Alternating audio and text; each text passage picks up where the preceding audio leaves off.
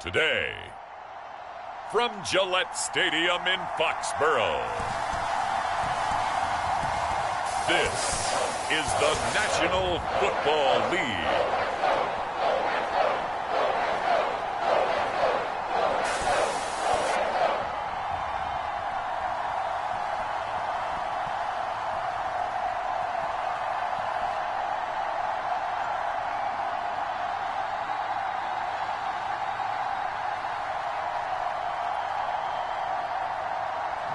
We'll see Mac Jones and the New England Patriots taking on Kenny Pickett and the Pittsburgh Steelers.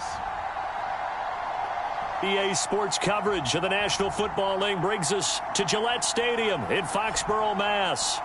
Today we've got a fun AFC matchup on tap, as it'll be the Pittsburgh Steelers taking on the New England Patriots. Happy to be on hand. I'm Brandon Gaudin with Charles Davis. And before we kick, partner, your keys to the game, please. Well, my keys are on the defensive side of the ball for both teams. And the big one, making sure you avoid giving up the big play. These safeties are going to get tested all game long. Their job, keep the ball in front of them, tackle people, make them run extra plays in order to try and score.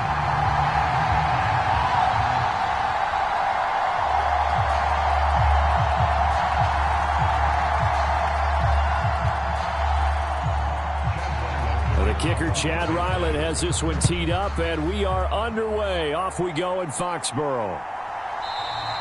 And no run back here, so they'll bring it out to the 25. So the Steelers offense getting set for their first drive. They're led out by the second-year pro out of Pitt, looking for a big jump in year two, Kenny Pickett.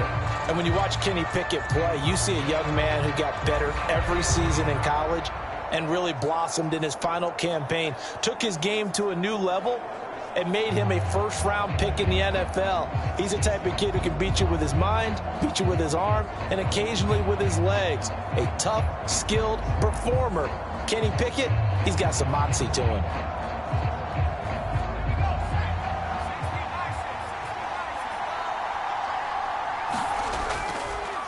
A handoff to Harris to begin the drive.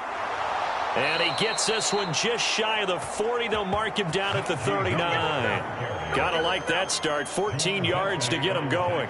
Big article in the paper this morning talking about how they wanted to get chunk plays in the run game. Well, early on, there's a good one. There is, and for guys on defense, they've got to remember the old adage. You've got to meet force with force, and if you don't, you get run over, as they did on that last play.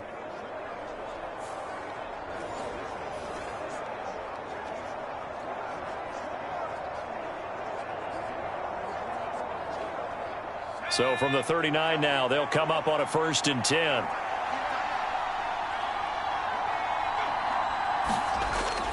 They stay on the ground. Again, it's Harris. And he'll power his way forward for about 4 yards there on the first down carry. And that was a quality play to start a new set of downs. That was simply an offensive line winning the battle up front and winning it in a big way and giving their guy in the backfield a nice lane to hit. 2nd down and 6 now.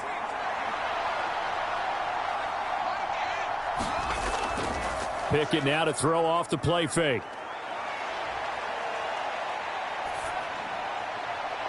And that's caught inside the 30. And he's brought down after a very nice gain.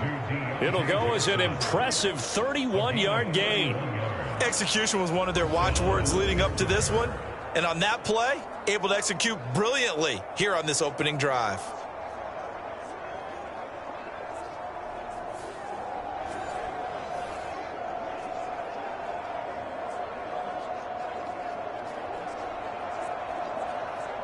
So now then, the big play has him all the way inside the 30 now, 1st and 10. Here's Pickett. And this will be incomplete. Physical play on the football there, and it's 2nd down. Well, they've got man coverage on the outside, and my scouting report on these DBs tells me that they love to take matters in their own hands. They want man coverage, not zone. And there was good coverage there that forced the incompletion. Here's 2nd and 10.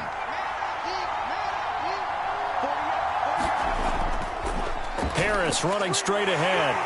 And he's going to be met at the line of scrimmage and taken down. Calling no gain on the run there, and now they'll be looking at a third down. All runners count on their eyes to find the gaps and creases, to find open space.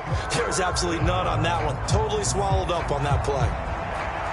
The Patriots going with a dime package here. 2 extra defensive backs on third.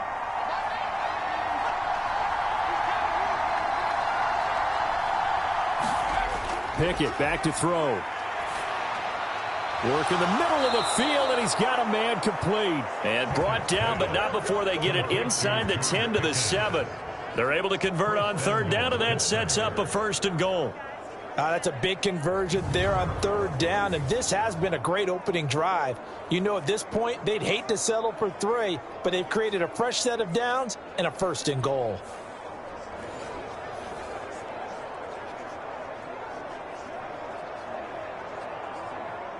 First and goal, a chance for an early statement here on the road. On the give, this is Harris. Down at the 2.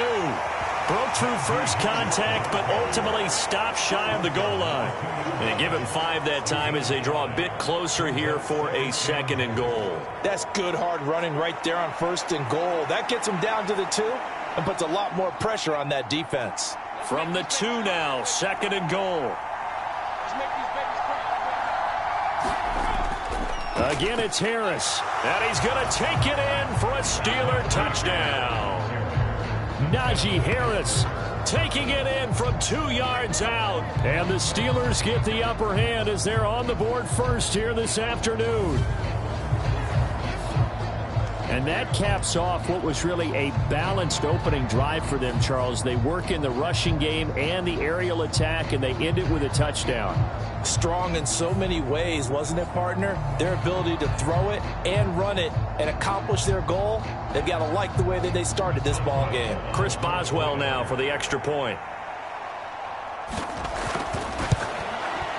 And he'll put it through to make it 7-0 Steelers.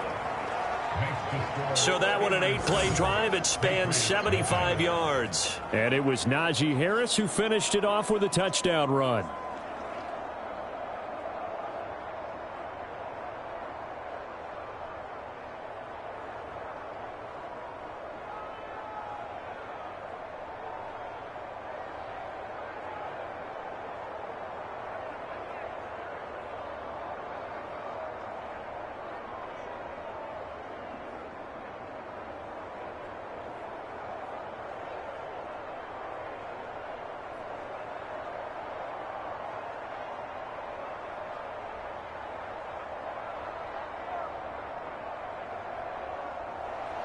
Boswell now to kick it away after the touchdown.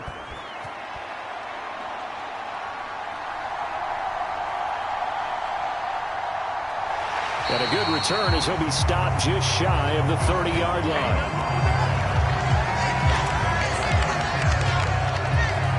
So here come the Patriots now to take over on offense. And leading them out in the 3rd year of a young career out of Alabama, it's Mac Jones.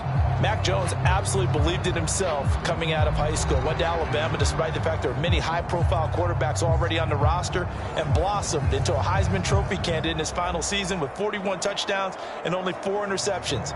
Steady, consistent as a passer, doesn't have the biggest cannon for an arm, but can stretch the field and lay those passes in on the deep ball.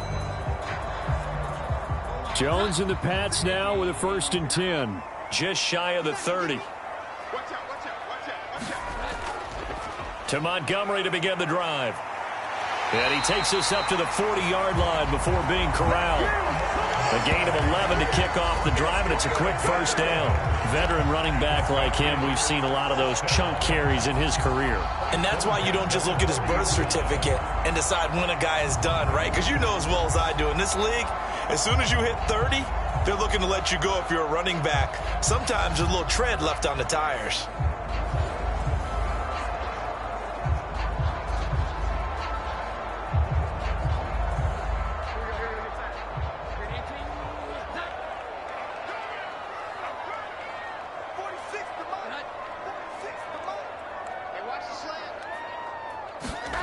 Now Jones. This one swung out to Montgomery. A good cover defensively as they get to him just beyond the 45 after the juke. So give them 5 yards there on the pitch and catch, and it'll be second down. We'll see what kind of mindset they have here offensively after giving up the touchdown on the opening drive. And based on our time with them, prior to this game, I feel like they've got a good mindset going in. In fact, the discussion that we had with the coaching staff was, we may give up some points in this game, so our offense has to be ready each and every time to either equal or try and get us ahead and try and keep us ahead. This is their chance to respond to that first touchdown given up. On second down, Montgomery. He'll be taken down at the 48 for a pickup of 2 yards.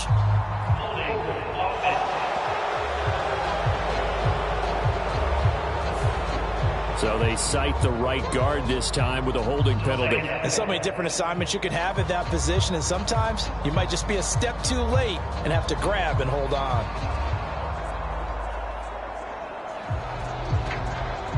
Now they face a second and long following the holding penalty. 46, boy. 46 to Throwing Jones. Throwing quickly there, but it's incomplete. I didn't like the look of that play right from the beginning. I thought he should have seen the coverage that was there, tried to force it in. That one, he's fortunate, just fell incomplete.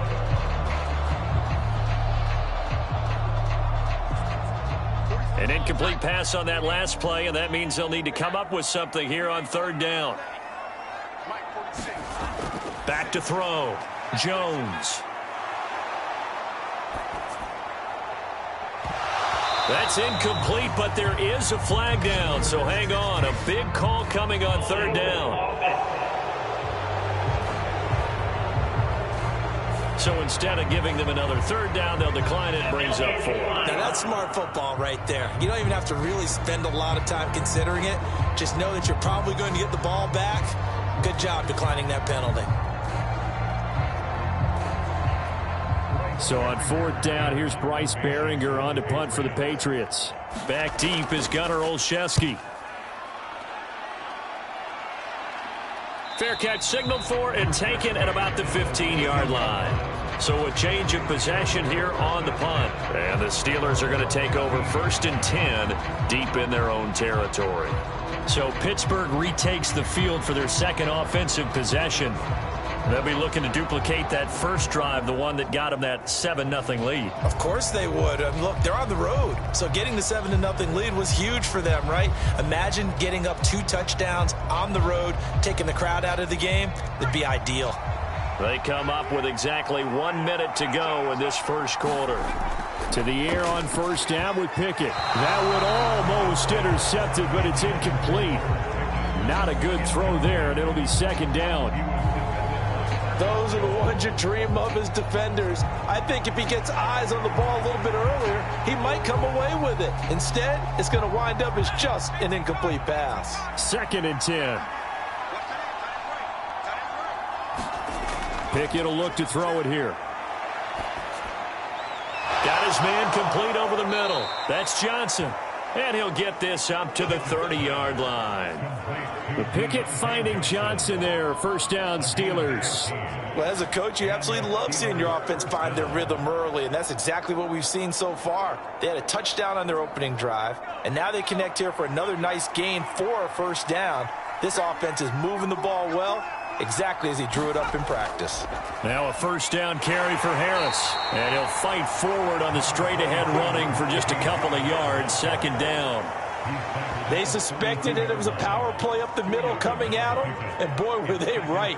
That defense got downhill in a hurry and limited them to just a couple on first down.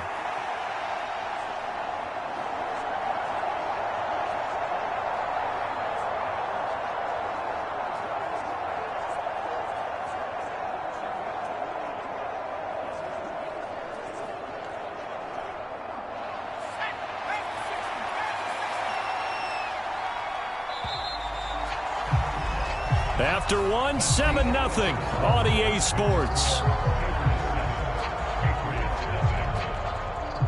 Steeler football here to begin quarter number 2, as they've got a 2nd and 8 forthcoming.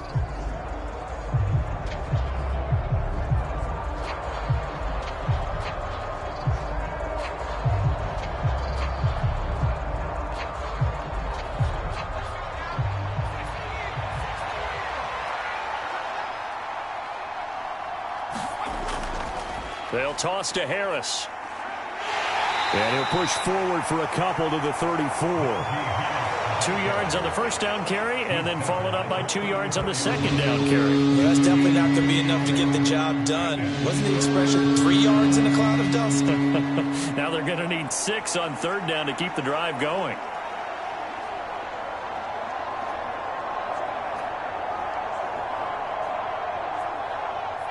Now a 3rd and 6. Looking to throw, Pickett. Oh, he had him. He was open, but he couldn't get it to him. It's incomplete.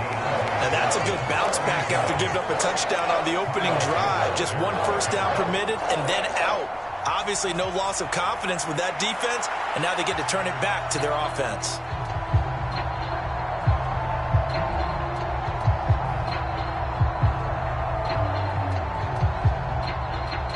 On 4th down, punt coming from Braden Mann. And back deep for New England is Marcus Jones. Fielded just inside the 20. Just a net of 34 there following a punt of 44 yards. And the Patriots take over. So back onto the field come the Pats for their second drive. Over on the sideline, hoping to hit that reset button between possessions. Last time out, they had to punt it away. This time hoping to finish this thing off in the end zone.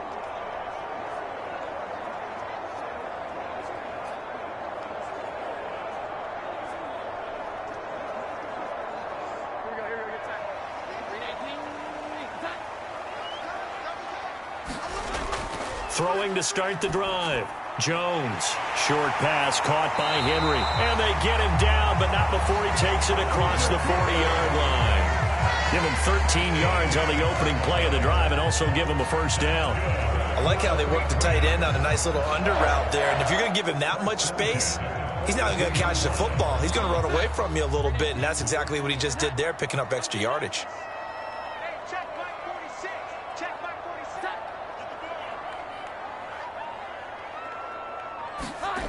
46. Here's Jones on first down. And his throw's going to be incomplete. Had an open man that time, but ended up putting a little too much heat on it, don't you think, partner? Absolutely. Just needed a touch more air under it. Instead, he fired an absolute bullet.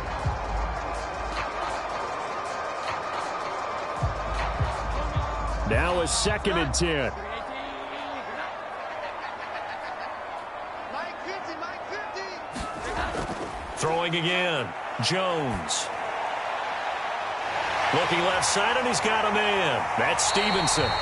And he's going to get this one down to the edge of the red zone. A big pickup of 38. And that might be exactly what they needed to wake up this home crowd. They haven't given them much to cheer for so far. And never underestimate the effect the home crowd with you can have on a game.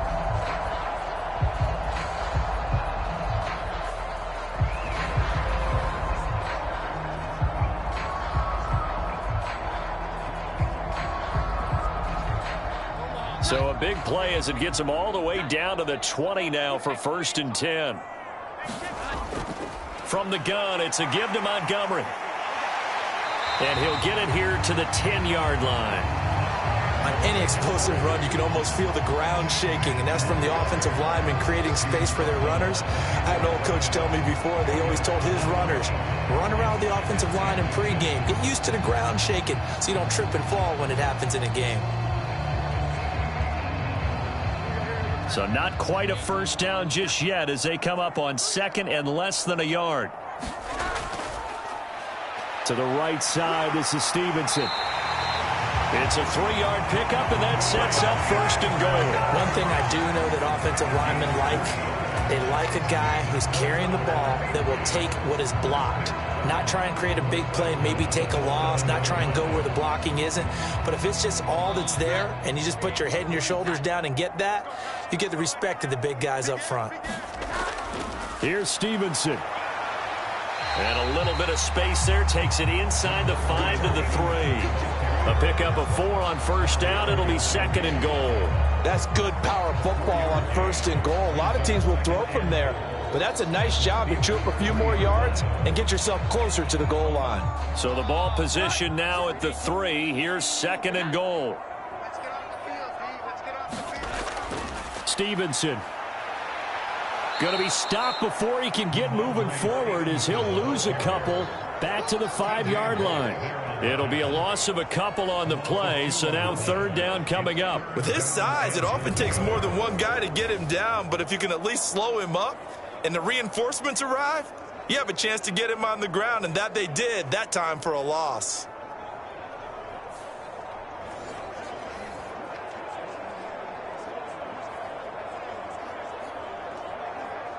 A big play forthcoming. Here's 3rd and goal. 46 to Mike, 46. I'm going to run you. Looking to throw. Jones.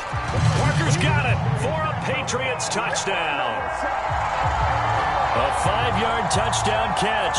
And the Patriots are an extra point away now from tying this ball game. And down near the goal line here, they're able to throw it in. And the key word, quick. Quick hitter. Out of his hands fast, into the receiver's hands even faster.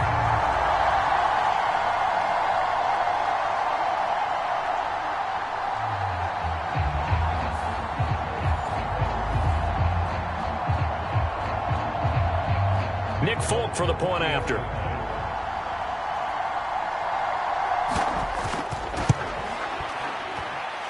It's up and good, and we're tied at 7 here in quarter number 2. So that drive goes 8 plays. And Devontae Parker able to finish it off with a touchdown reception.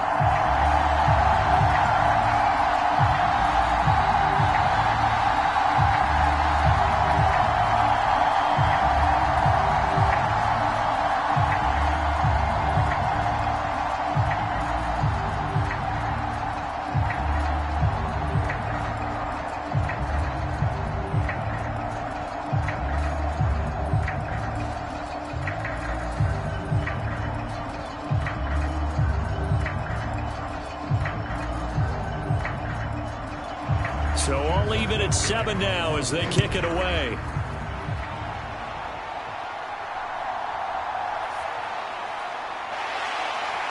And he'll be tackled just shy of the 25. Second quarter action with 1:59 remaining.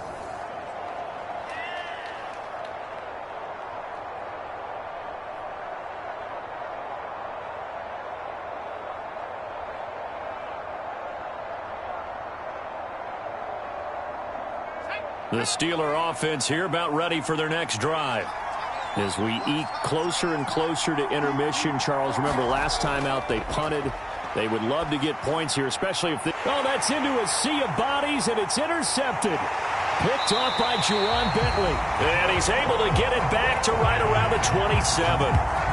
And when I looked down, he was kind of shaking his head right after he threw that pass. What did you see? Well, from a defense's perspective, anytime you have your eyes back towards the quarterback, you're in a position to make a play on the ball, whether it's a big-time play by you or an overthrow by the quarterback. You have a much better opportunity. New England's offense set to go. And now following that turnover, they've got an opportunity here to try to cash in with good field position before intermission.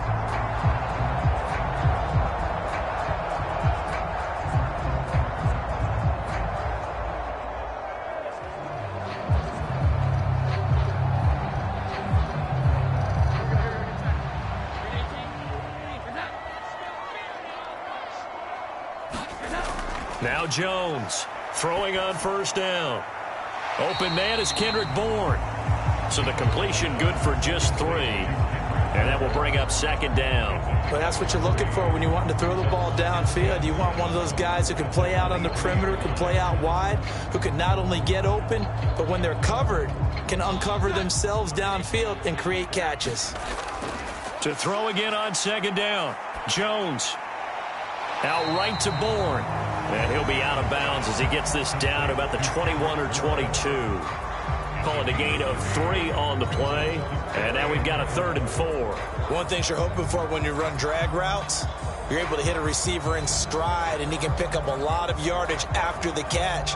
But in this situation, the defense was effective, able to stop him before he could get a good head of steam going. Well, they were handed great starting field position on this drive, but now they face a 3rd and 4. That is caught. Touchdown, Patriots. Kendrick Bourne from 21 yards away. And the Patriots have taken the lead. Great field position has to be one of the best friends an offense can have. When you don't have very far to go, you should cash it in with points.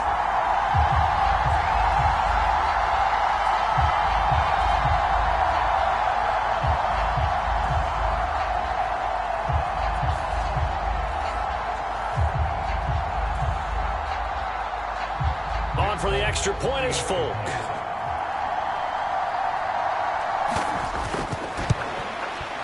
And he's got it. It's now a 14-7 ball game.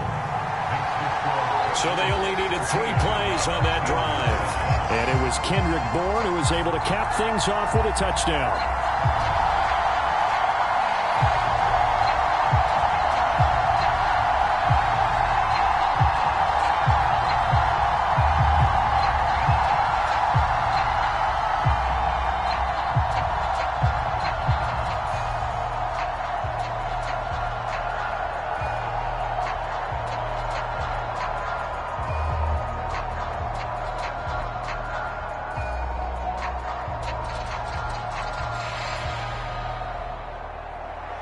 Back out is the kicker, Ryland, and he'll send this one away.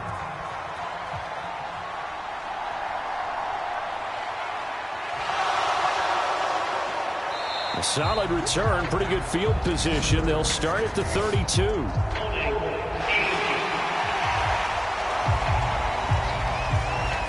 So holding will scratch off some of that return. And I know fans get frustrated when they see penalties of this sort on kick returns, but it is difficult to do it right against these moving targets at full speed. Hard to do.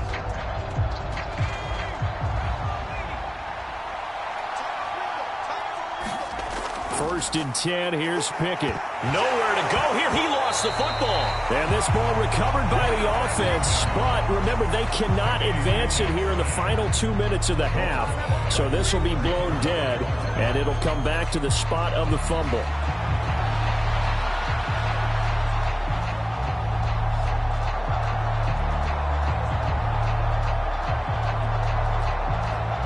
So they keep the ball, but work to do on 2nd and long. Back to throw, Pickett. To the sideline and incomplete. And this drive is almost over before it began thanks to a great defensive effort. Sack on first down, followed by an incompletion. One more good rep, and they get off the field.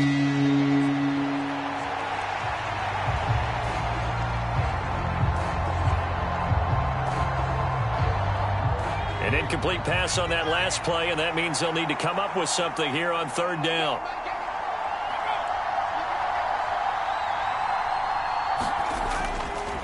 They hand this off to Harris, and they'll bring him down right around the 13. Now the Patriots going to use one of their timeouts as they get the stoppage with a little over 50 seconds to go in the first half.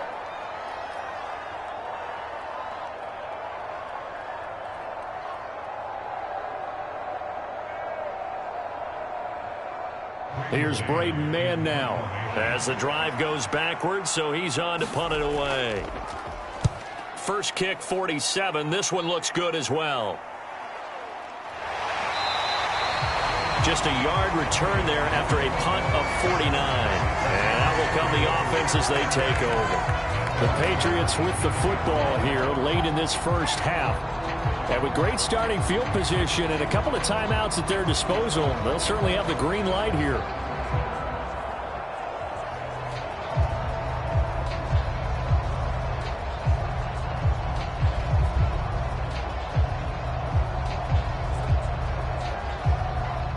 Very good starting position for the Patriot offense as they come up 1st and 10 at their own 37.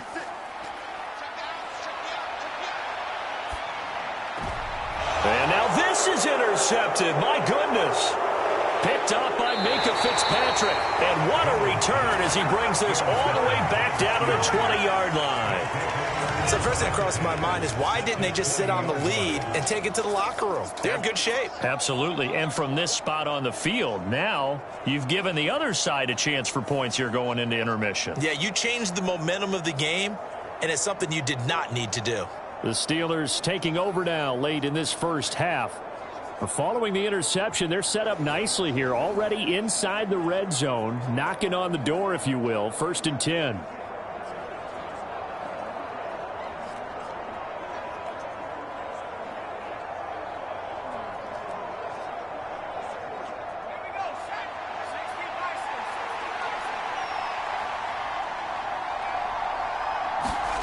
Pickett to throw on 1st down. Toward the end zone, but that's going to wind up incomplete. Well, this defense is going to have to finish the job. There's still a second half that they have to play. But so far, an absolute total effort. They've disrupted the passing game, stressed the pocket for the quarterback. They forced him into errant throws. Everything they're doing has been executed well. Pickett throwing again on 2nd down. Setting up the screen, Harris. And he will be brought down at about the 6-yard line. Now the Steelers use the second of their 3 timeouts as they'll stop the clock with 26 seconds to go until halftime.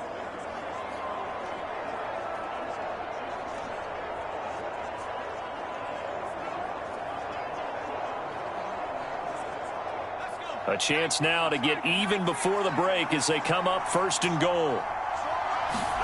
Pickett, he'll look to throw it. A throw on the run, but that's going to be incomplete. Well, this is a half where not just the coverage, but the entire defense is setting the tone in this game.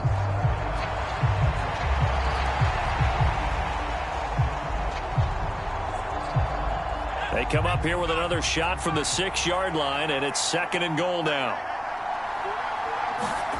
Pickett, he's going to throw it again. To the goal line, but it's incomplete. I'm really liking what I'm seeing from this defense because their coverage has been playing at a shutdown level so far. Even backed up late, they're forcing incompletions and fighting to keep them at the end zone as the first half winds down. Now, they'd really like to make the short field pay off. We'll see if they can, but this is 3rd and goal. Pickett. Now a battle for the football. It's caught. It's a touchdown. Allen Robinson as the first half is winding down. And the Steelers have a chance to tie the game here in the final seconds of the half. I don't think it's any state secret to know what they were saying before the start of this drive. Let's go and punch one in the end zone and go into the halftime feeling a heck of a lot better about ourselves. Let's go get this done. Yeah, tie things up, and then you got a brand new ball game. Extra point now by Boswell.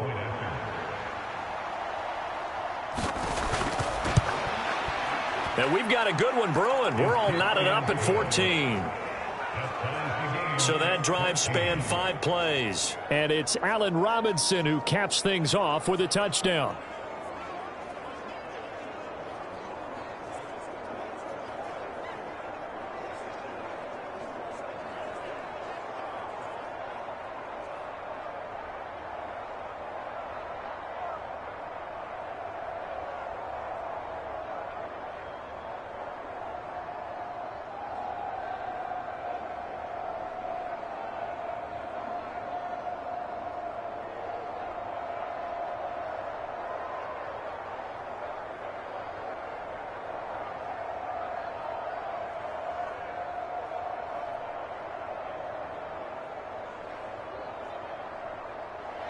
So not much time to speak of remaining in this first half as the kick's away. And not wanting to risk anything here late in the half, he'll just take a knee and they'll bring the football out to the 25.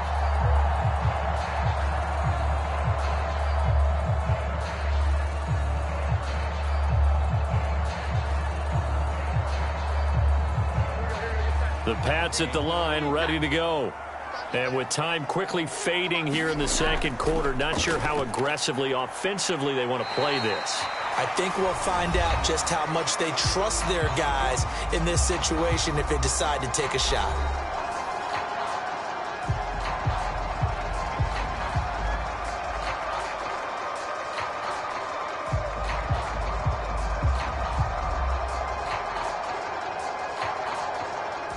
They'll come up now 2nd and 4 from the 31. Back to throw. Jones. This is Montgomery with a grab over the middle. And offensively, they'll take the timeout with 6 seconds left in the second quarter.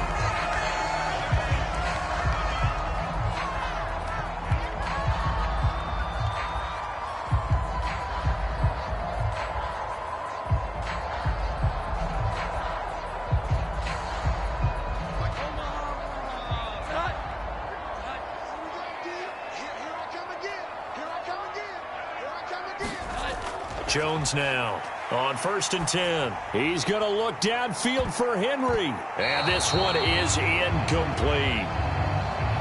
So thanks to the late touchdown, it's a time ball game here heading to break. As we'll get you down the coast to Orlando for Jonathan Coachman and our EA Sports Halftime Report. Coach. All right, BG, thanks very much, and welcome one and all to our beautiful new downtown Orlando studios for this EA Sports Halftime Report. We thought this one would be a close battle coming in, and we have not been disappointed, but they are all even to this point. So to see if either side can pull away, let's get you right back out to Brandon and Charles for the start of the second half. All right, Coach, thanks. Yeah, both teams likely to make some changes in what's been a closely fought battle to this point.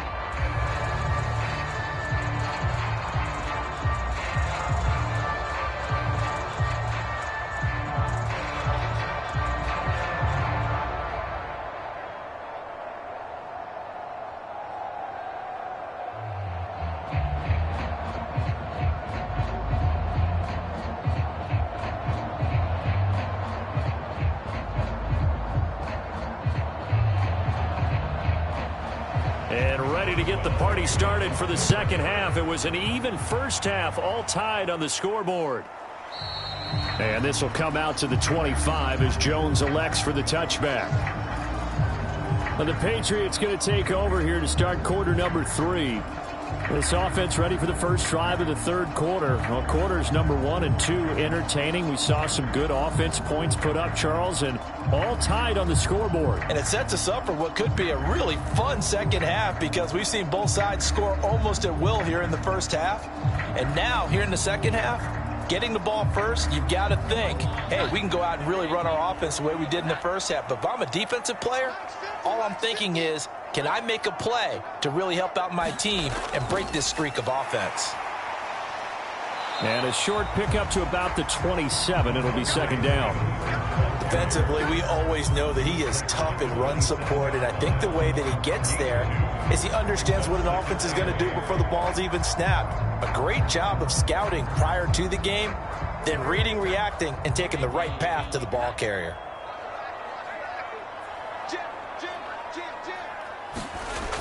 From the 27, Jones. Pressure comes, and the Steelers take him down. Cameron Hayward, what a play by him. That's going to go as a loss of 13. Well, on that one, they go with a play fake, CD, but I don't think anybody really was fooled. All eyes were fixated on the quarterback, and they got him to the ground. And to run this play successfully, you've got to make sure that everyone is doing their part. You actually have to sell this play. You've got to sell the run action. Otherwise, why do you stop at the running back? You just run straight for the quarterback and put him on the ground. Work now for Jones and the Patriots here after the sack. It's 3rd and long. Let's go, defense.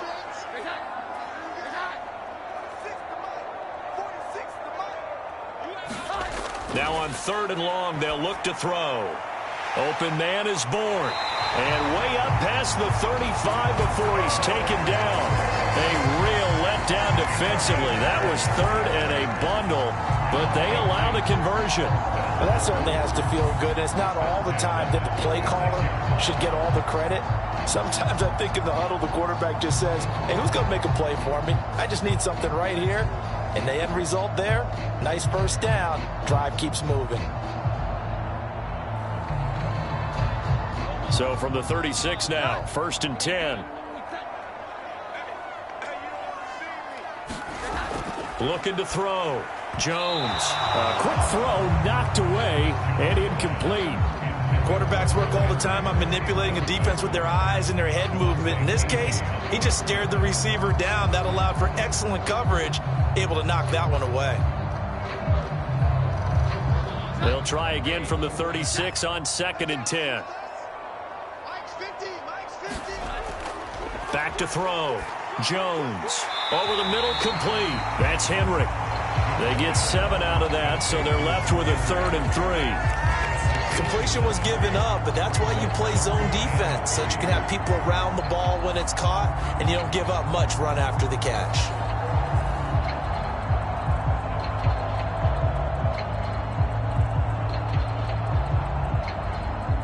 Coming up here looking for 3 yards to pick up the first.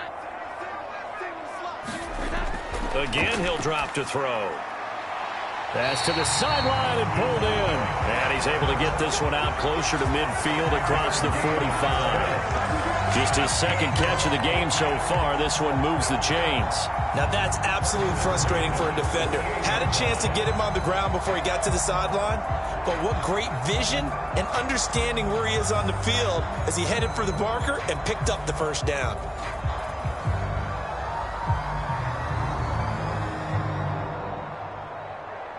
Two first downs have him up near midfield now on 1st and 10. They'll look to throw again. Now a short one to Gesicki. Call it a gain of a yard, and that'll make it 2nd down. Yeah, that one was covered pretty well because they were trying to leak the tight end out into the flat. I think they were hoping he could catch and turn upfield and pick up the first down.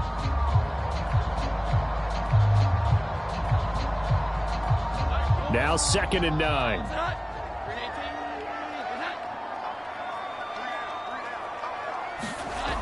They'll stick with the passing game as he looks to throw. So 5 yards here, 5 on the play. And now we've got a 3rd and 3. Let's not quibble about the gain there on 2nd down. That was a positive play because that was a take-what-you-can-get situation. Got out to the tight end. Now it gives them much better opportunity to convert on 3rd down.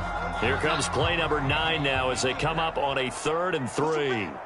Push him back. 46, boys, 46. Back to throw again. Into heavy traffic, and it's intercepted. Picked off by Chandon Sullivan. Down to the 10, and he brings this one back. It's a pick 6 for a Steeler touchdown. So what a turn of events there. You're driving to take the lead in this 3rd quarter, but then one mistake, and you're watching the ball being returned for a touchdown. Certainly a great example of how focus has to be there on every play, doesn't it, partner? You can't get complacent, and I think that he did. He's got him moving downfield, but that's a play where he just shouldn't have thrown the football, and ultimately could wind up costing him the ball game.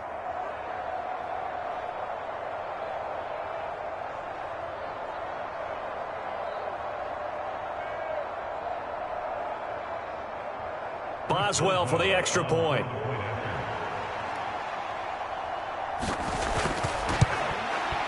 It's up and good, and that'll make the score 21-14. A heck of a play there defensively, getting the interception, navigating his way into the end zone for the touchdown.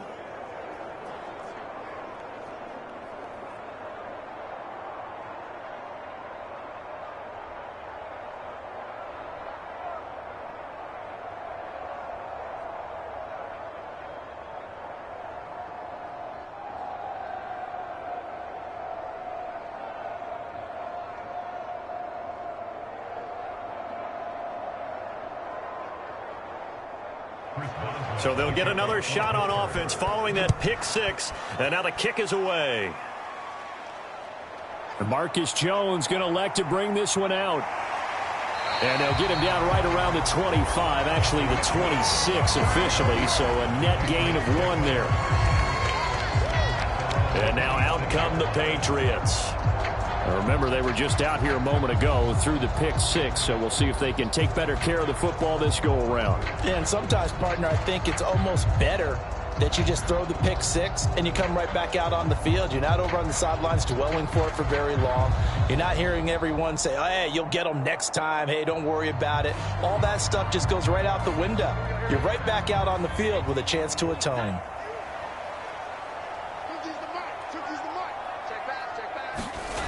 Jones, another shot here after the pick six. This one to the former Steeler, Juju Smith-Schuster with it. It'll be a gain of 5, and it's second down. But it appears that they read man defense and went to the out route, and what you have to do on that one is the receiver's got to make sure he works the defender towards the middle of the field to give himself space to cut to the outside and have that ball delivered with good timing, and they got it done.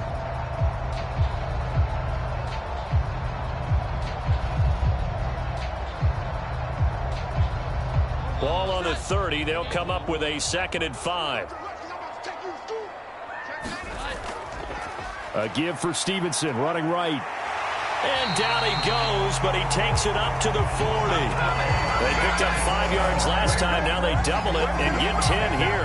We often give credit to the O-line there. 2 tight end formation. Those tight ends block pretty well also. Yeah, that's one of the most dynamic positions in football now. The tight ends who can block at the line of scrimmage at the point of attack, and they can also get downfield and catch the football.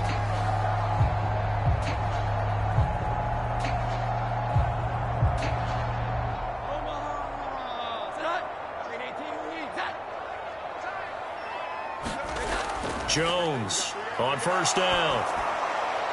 And his pass incomplete. You got to give some credit. They're able to hop up in the air and bat that one away. And that's frustrating for an offensive lineman because the only recourse is when he goes in the air to try and get some type of a pop or a shove, hoping to bring his arms down. Third quarter of a tight football game as we come up on a 2nd and 10. Off play action. Jones. And he's going to be intercepted a 3rd time. Picked up by Minkah Fitzpatrick. And the Steelers are going to get this back to their own 34-yard line. So an opening drive interception to begin this second half.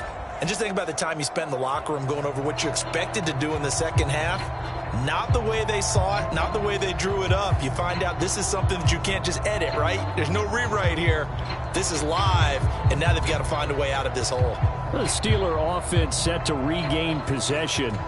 This drive here beginning probably with a pair of motivated groups. Remember, the offense scored a touchdown their last time out. Looking to repeat that in Charles's defense. They were very frustrated after giving up 6 the last time on the field. And frankly, it's just a battle of wills in a lot of ways because you know they're both motivated. They both game plan for this drive, and they both have specific outcomes in mind. To me, it just comes down to who can execute better and which side can step up and assert its will over the other. There to stop him, Juwan Bentley. Not a huge play, but I think they're more than happy with how it turned out. Don't be surprised to see them revisit that call because there was a lane there for more than just 5 yards.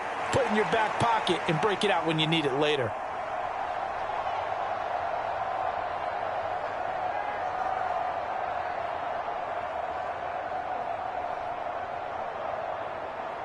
Here's a 2nd and 5. Pickett sets up play action. He's going to air one out. Oh, that's into a double team, and it's intercepted. Picked up by Christian Gonzalez. And the Patriots are going to take possession here at their own 16-yard line. Well, we saw plenty of that during his much-heralded college career. He parlayed that into becoming a first-round selection. And now here he is making interceptions in the National Football League. And this is a guy that has all the physical tools, but the thing that sets him apart is what he's got between his ears. And that's the sixth sense for knowing where the football is going. Just an excellent play there to create the turnover.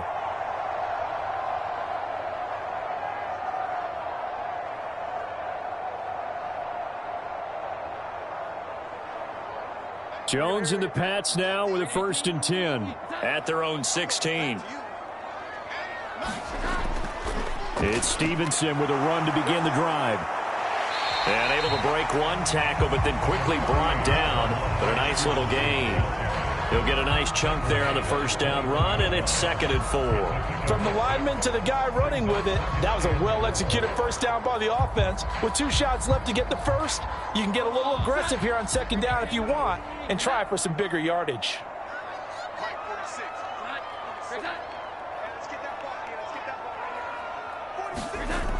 Back to the ground, this time Montgomery. And he tried to bounce it outside, but they'll stop him behind the line. Call that a loss of a yard, and things get a little more difficult here, 3rd and 5. We knew both of these safeties were good in run support, but how about the play we just saw there? How about that closing speed? Able to get to the outside part of the field and turn that play into a loss.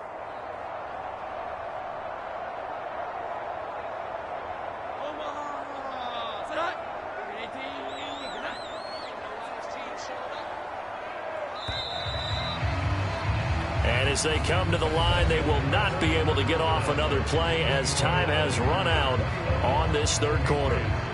We'll return with more after this. You're watching the NFL on EA Sports.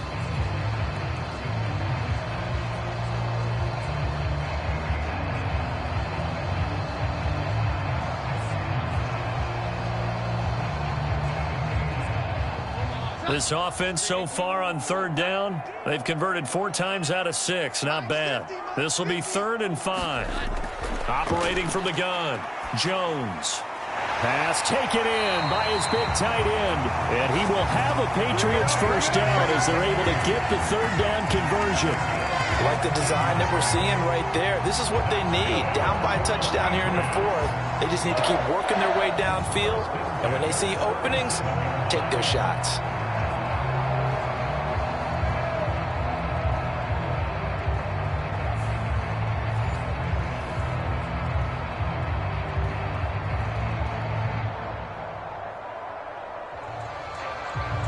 So signs of life in what's been a dormant offense in this 2nd half. Here's 1st and 10. Looking to throw. Jones. He's got this to his running back, Ty Montgomery. And he'll go down right around the 47 this time. Tell you what, he's been able to put the ball in some tight spots all game long. That throw, no different. Yeah, a lot of people will call it a gutsy type of a throw. I think he looks at it as, I can do it, so it's not that big of a deal to me, and I'm going to keep firing. In need of only about the length of the football here on 2nd down. They'll try the left side with Stevenson. And he'll get it out a couple yards shy of midfield at the 48. Only a gain of a yard, but that's all they needed. Sometimes I get almost mesmerized watching these runners who have great vision. You know, those eyes that carry their feet to open spaces, make people miss. I just love watching those guys go to work. The drive continues as they search for a tying touchdown. Here's 1st and 10. Back to throw. Jones. Open man here, the tight end Henry. And he's got this down to the 35. The Patriot passing game is rolling. They've got another first down. Got 2 tight ends in the formation on that one. It looked to me like he had his pick of receivers downfield. I think he was just planning on going over the middle. That's what he did. Picked up first down, too.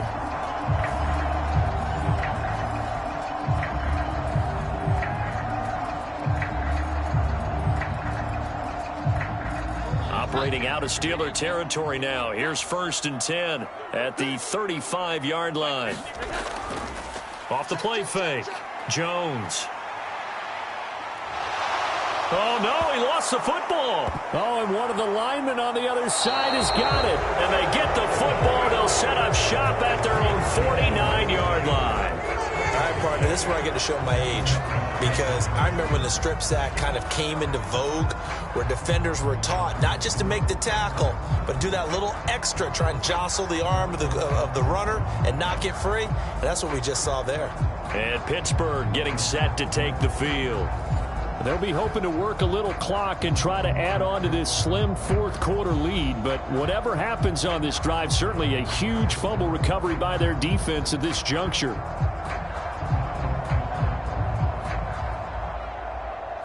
Pickett leads the Steelers up here with a fresh set of downs. Just shy of midfield at the 49. Trying to shake off the interception from the last drive. He'll look to throw. He finds Pickens over the middle. And he is tackled inside the 40, not quite to the 35. 15 yards is the pickup there, and the drive starting very nicely. First down. Well, it may seem a little unorthodox to some people. Got the lead, 4th quarter, yet he's still firing away. I think he believes that's the best way to go ahead and win the game. Yeah, a lot of coaches say, let's just run the football, be conservative. He's sticking to his game plan. No, that is his game, and that's what they're going to ride. So from the 36 now, 1st and 10.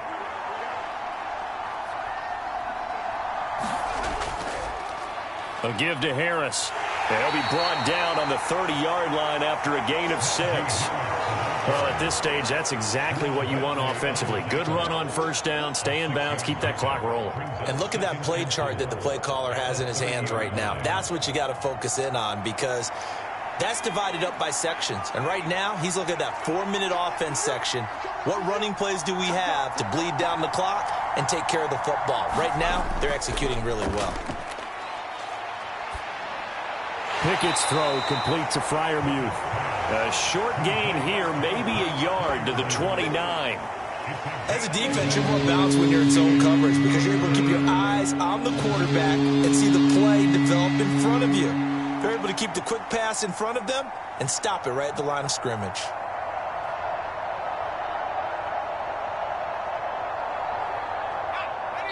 Fourth quarter, down to the final 2 minutes, and we've got a one-score game. So the Steelers with the football as we get you reset. They're facing a critical third down now as they try to hold on to this lead.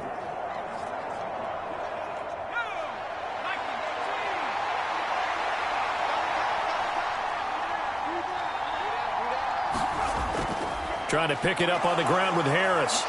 And he is going to have the first down, and that is going to suck the life right out of this crowd. So fresh out of the 2-minute warning, and here's another timeout taken with 1:55 remaining.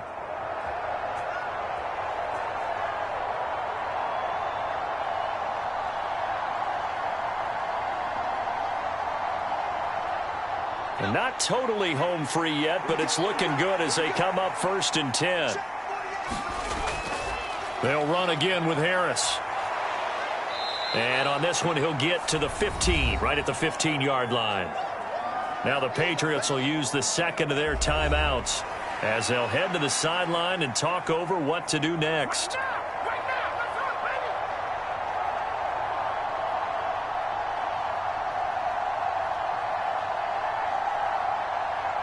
An ideal down and distance to try to finish this thing off. 2nd and inches.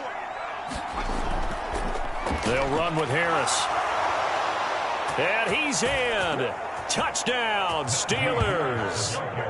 Najee Harris with his 2nd touchdown of the afternoon. And the Steelers have opened up a 2-touchdown lead here in this 4th quarter. What a huge touchdown that was, obviously, here in the late stages of the 4th quarter as they try to put this one away. And, Brandon, when they watch the film after this week, they'll be very proud of every rep if they close this game out. Just a few snaps remaining. They can't relax just yet. Extra point now by Boswell.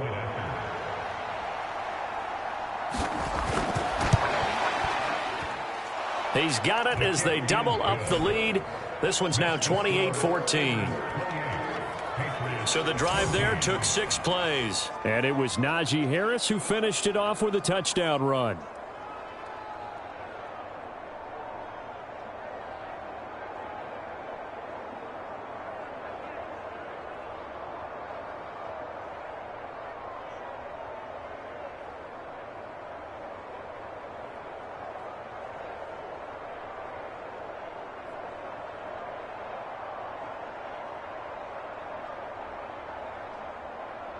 Boswell now to kick it away after the touchdown.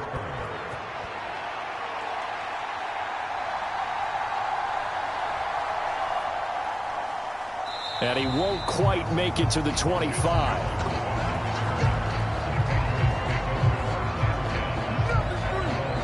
So now Jones and the Patriots down by 2 touchdowns. Just over 1:40 to play. How will this thing pan out? We'll watch as they come up on 1st down.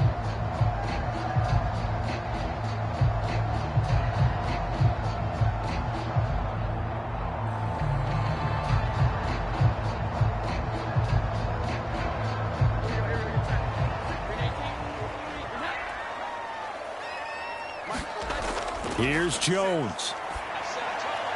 And this is caught by Parker. And they nearly get this all the way to midfield. Mark him down at the 49. Certainly no settling into the drive there. They came right out on the first play and attacked the middle of the field for a big gainer and a 1st down.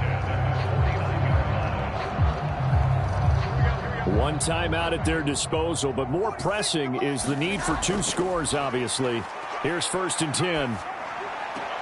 Jones throw complete there to Smith-Schuster. Now it appears we have a Steeler here slow to get up. We'll get a report when we return to Foxborough.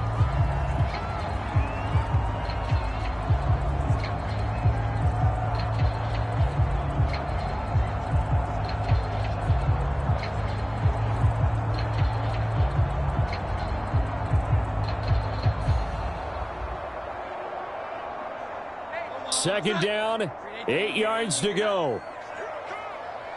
46, boys, 46. Jones. Short pass caught by Henry. And Henry's going to pick up a Patriots first down as he'll get this down to the 41. That was a route run not just with dexterity, but with intelligence. Found the hole in the zone, made sure the quarterback saw him, and was able to make the sure catch and flip the down marker back to 1. Here's first down. Jones.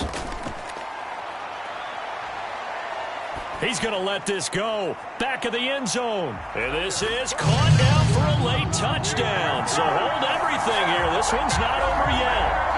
No, we're not cheering. No, we're not rooting. But I am excited about this. I know you are, too. We got a ball game again after that big-time strike. Big-time strike, and you are right. Don't go anywhere yet. This thing's not done.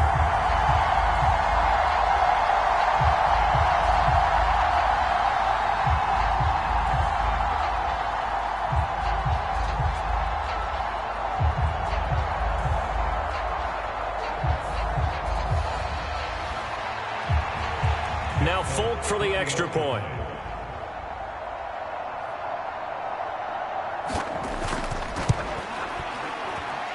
He's got it, and they're back within a touchdown at 28-21.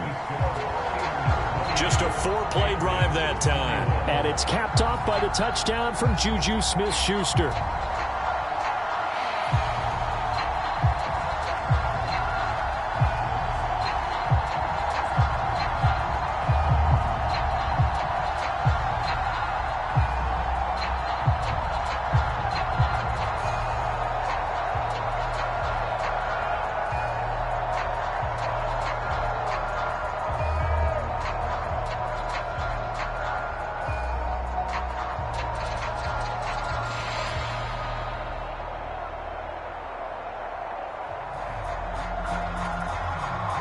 So with 40 seconds left, we'll see the onside kick. If they've ever needed one to go their way, it's now. And this is going to be recovered by the hands team. And that should just about put a capper on this one. Fourth quarter, they felt like they needed the football back. Unfortunately, they couldn't get it. And I know we brought analytics into the game, and someone has said here that the data says that when a team's expecting an onside kick, 80% of the time, the team expecting it, they do actually recover the ball, which is what we saw here. I just wonder if that number is much more of a anecdotal type of a number. Kind of like when the coaches tell us, well, when you score on special teams, 93% of the time you win the game. I'm still waiting to see that number is empirical.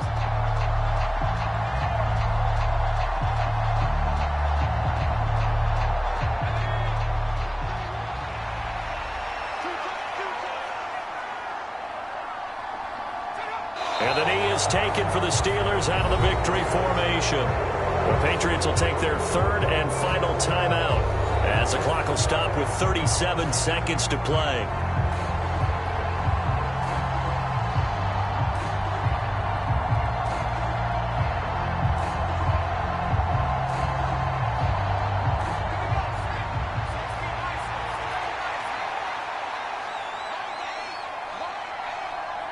Pickett down to a knee, and that is going to do it. Yeah, it's fun to kneel down in front of your home crowd, but when you go on the road, that band of brothers attitude, right, just us against the world, and get it done, how happy are they? I remember a coach at a previous stop telling me, you get a win on the road, doesn't matter the opponent, get out of there like you stole something, and they did in this one.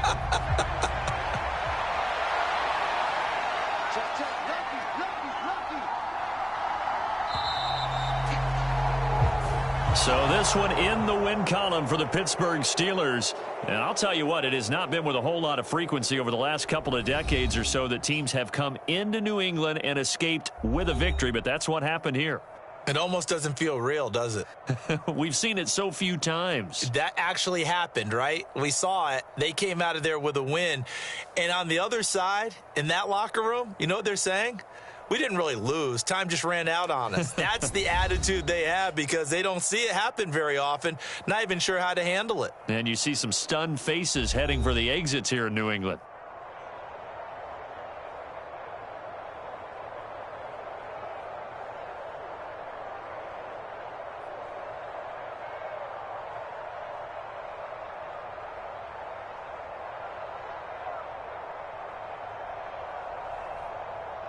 So that'll do it for us. For my partner, Charles Davis, and all the hard-working men and women on our crew, I'm Brandon Gaudin. You've been watching the NFL right here on EA Sports. And with that, we say so long from Foxborough.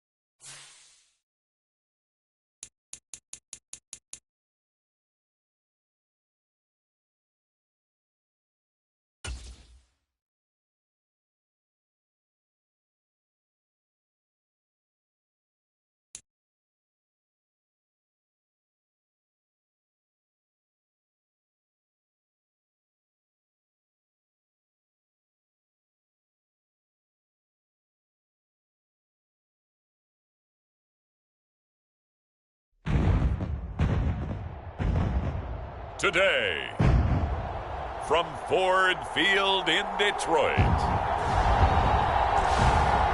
this is Madden Football on EA Sports.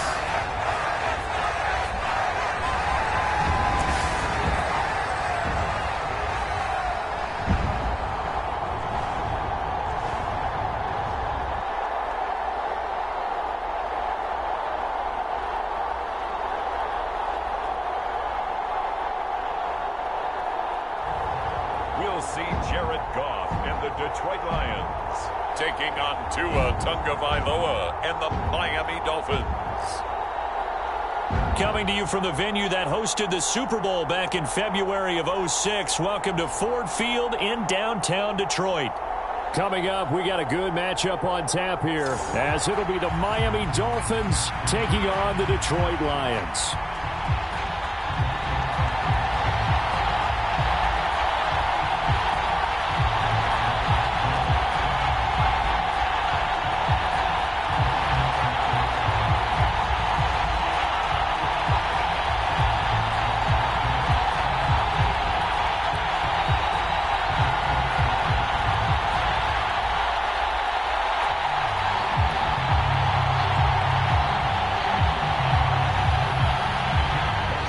Jack Fox has us ready to go, and we are underway here at Ford Field.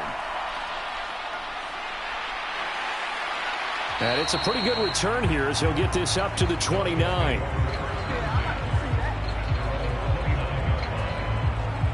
The Dolphins take the field with Tua Tagovailoa, their quarterback from Alabama, at the helm. Every time he leads his team out, there's no questioning. He's put the work in to earn his place in the NFL. There's no shortage of stories we've heard throughout his career about the effort he puts in to be in this spot. And that motivates everybody on his team.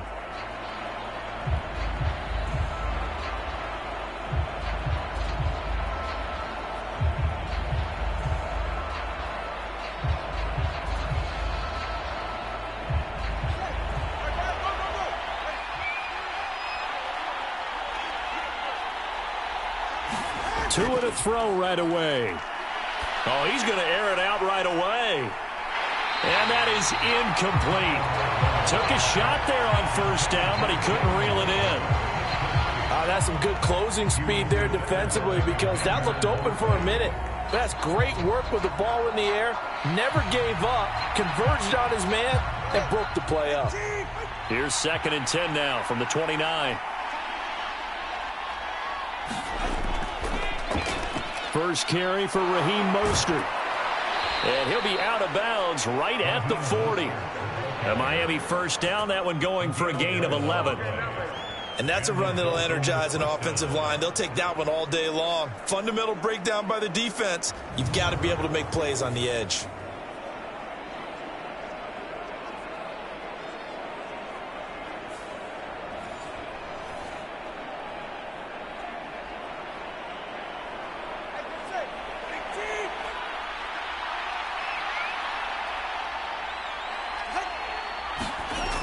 On first down, they go with Mostert again.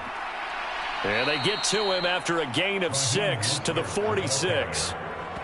Consecutive positive runs for him on the last 2 snaps. He certainly appears to be trying to put the offense on his back and just move them down the field when his number is called. The way he's running it, I keep going back to him.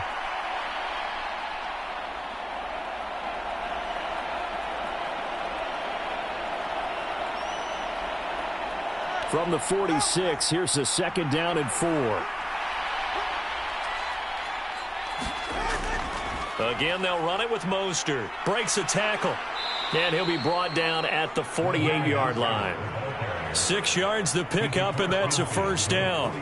They did tell us they wanted to establish the ground game early, didn't they? They did, in a small sample size that we've seen so far, but pretty good return. Yeah, you got to like that. They've strung together a couple of first downs, established what they wanted, the running game. And guess what? They also got their lead guy running it pretty well, too. On 1st and 10, it's Mostert. And down to the 44, 5 yards that time. That's a really nice, tough run inside, and they gained 5 yards on it. And to be frank about it, most offenses don't expect to get 5 yards on a play call like that. So when they do, they go back to their huddle with a little pep in their steps. They're starting to think that they're starting to dominate the line of scrimmage. On 2nd down, Mostert. And he's dropped right at the 40. Gain of 3. Just not a whole lot of room to operate there on that carry. No, not at all. They did a really nice job staying in their proper places and not allowing any lanes to open up. It's been a 7-play opening drive, and this is 3rd and short. Tua going to throw. He's got his target. That's complete. And he is going to have the Dolphins first down. It's a gain of 6 that time on 3rd and 2. Well, they kept it simple there, CD, only needing the short gain to move the chain, so they didn't want to go with a deep throw. They just go with that safer, shorter throw and able to convert. Nothing wrong with that at all, partner. Check the box, right? Make sure you pick up the first down. Offense is getting established. You're moving the ball. You're not turning it over. Check, check, check. They like what they're doing early in the game. Counting down toward the midway point in quarter 1. In motion, Hill. And they're going to give it to him on the jet sweep. Shoves him aside. And inside the 20 before he's brought down. Give him 15 yards on that one, and the Dolphins have a first down. Well, I sure wouldn't be surprised if we see more of this as this game goes on, because we know they like to use their wideouts either on quick throws or on jet sweeps like what we just saw there. And to say that that one worked well, partner, that's stating the obvious.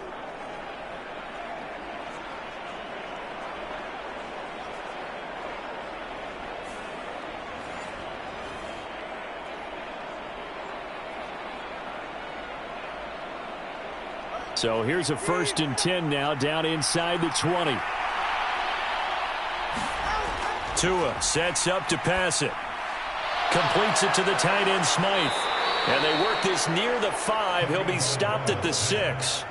Another nice gain, 13 yards that time, and another first down. A lot of precision being shown on this opening drive. They've been methodical. They've been crisp. And as a reward, they're going to be set up with an early 1st and goal. A terrific opening drive has them knocking on the door, 1st and goal. Here's Mostert. And he will take it in for a Dolphins touchdown. Raheem Mostert, a 6-yard touchdown run. And the Dolphins will jump on top with the game's first score here this afternoon. Well, first quarter, maybe too early to talk about statement drives, Charles, but that sure seemed like a statement drive right there. Well, if we're going to talk about statement drives, I think what they're saying is we're going to establish the run. They gave it to him early and often on this drive, and he wound up taking it into the end zone. Extra point up and good by Sanders, and it's now a 7-0 game. A 10-play drive that time. And it was capped off by a touchdown run from Raheem Mostert.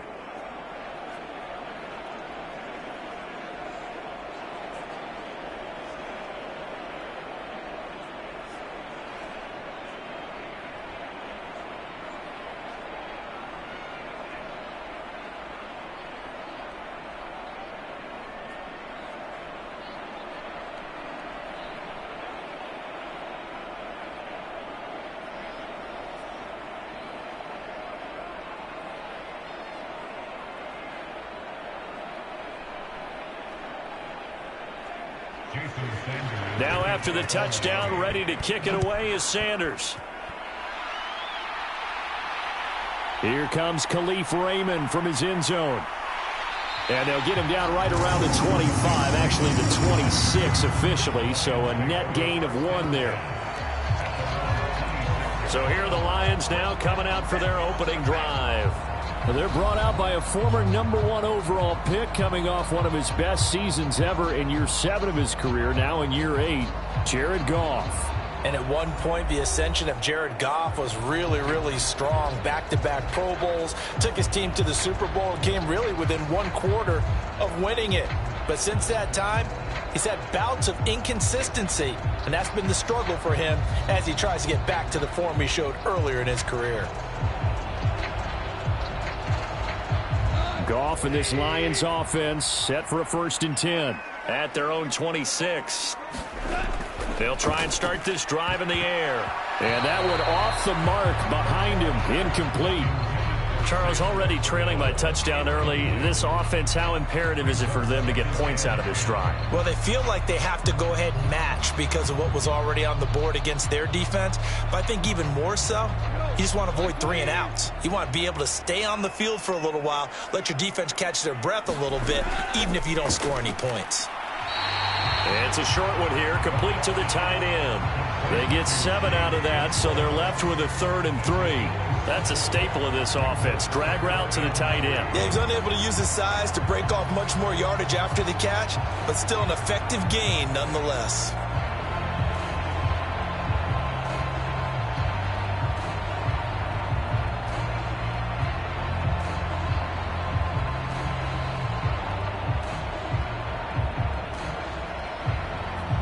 come up now, 3rd and 3. Goff now looking to throw. And that is incomplete. Oh, he had a defender right there with him to force that to the ground. And 4th down now coming up. Not a great start dropping his first target, but let's face it, it won't be his last chance because he'll get opportunities to make up for that one throughout this game.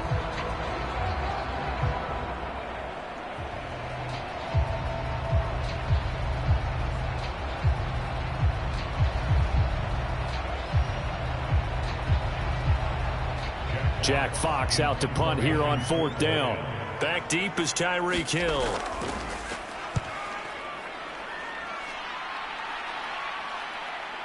This is taken at the 18. Call that a 46-yard punt, though they did get 9 back on the return. And it'll be Dolphin football. So Miami coming out for their second drive. They have to be thrilled with that first drive. They got them the touchdown. Now they'll be looking to make it a 2-score advantage here on the road. And you know they spent all week in practice, in meetings, talking about taking an early advantage.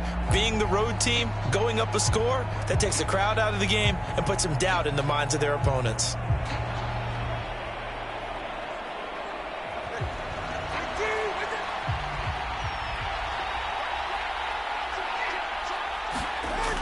On the ground, it's Mostert to start the drive. And to the 36-yard line, taken down there after getting 8 yards.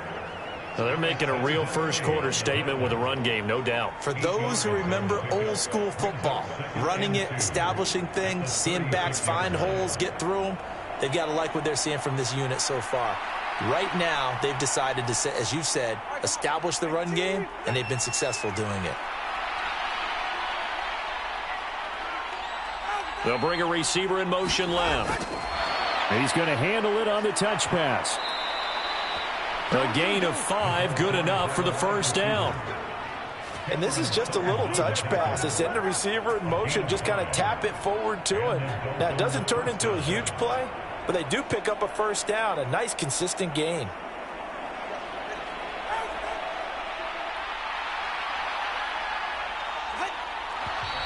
Now some movement before the snap. And we'll hear from our referee for the first time this afternoon. And that's on Austin Jackson, first-round pick in 2020.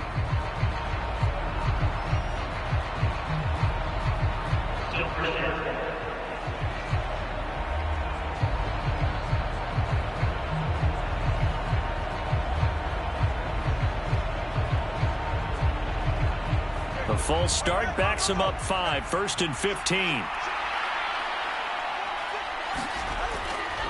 They'll run right side with Mostert. In on the tackle, Jalen Reeves-Maybin.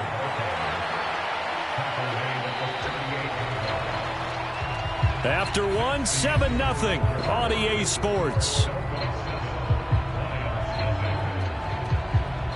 It's Dolphins football here as we begin the second quarter, as they've got it 2nd down and 12.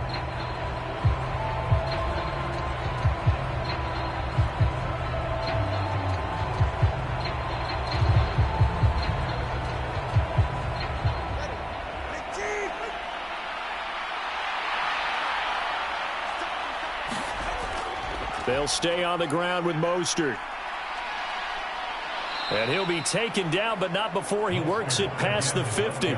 62 yards rushing for him as he has been tough to stop here this first half. Now, this is an example of breaking down a defense, because on a lot of these runs, he's getting past the point of attack, and guess what he's doing? Forcing the secondary guys to have to make a lot of tackles.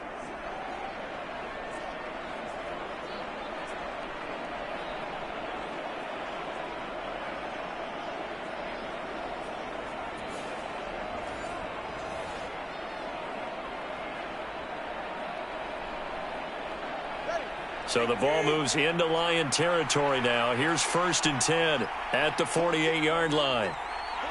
Now they'll send Waddle in motion left. He'll get it here on the jet sweep. And he'll get this down only to about the 46. He was brought down by big Levi Onwuzurike. Let's just make this one succinct. Nice job there. All 11 guys on defense diagnosing the jet sweep and putting it down. Here's a 2nd and 8.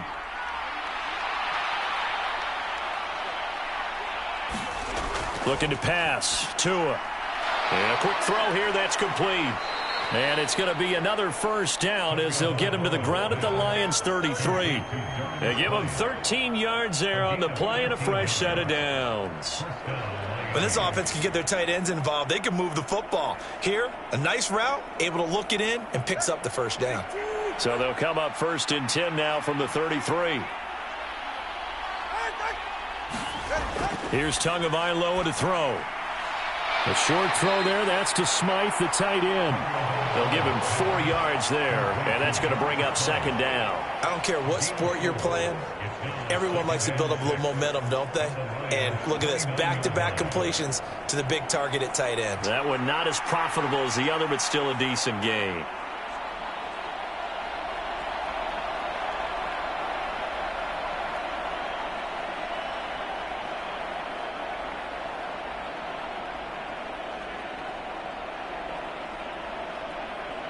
And they'll work from the 29 on 2nd and 6. Throwing now is Tagovailoa. This one complete to Jalen Waddle. Stopped at the 24-yard line after a gain of 5.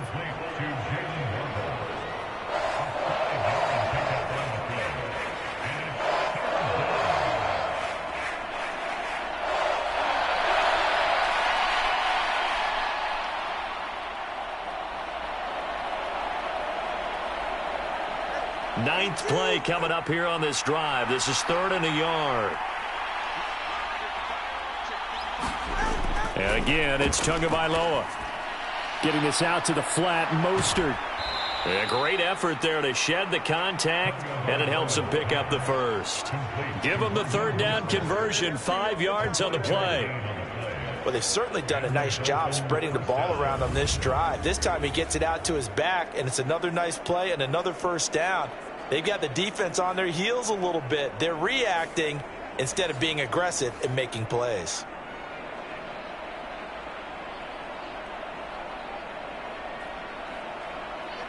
So here's a 1st and 10 now, down inside the 20. Now Tua. Throw left side, taken in by Hill. And he is out of bounds, looks like right at the 15. It'll go as a gain of 4, and that'll bring up 2nd down. All that practice time came to fruition on that play. All those timing routes that they work on through training camp, OTAs, mini camp, and just regular season, they got it done on that one. An outcut, ball was delivered, and picked up the completion.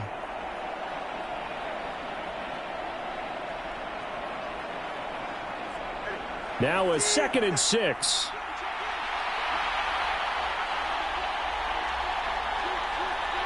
They'll send a receiver in motion left. A run with Mostert up the middle. And able to surge forward for about 5 yards down to the 10. I think we all suspected that they were going back to him after he found the end zone on his last carry. And they kept the positive momentum going there. Another nice run by him.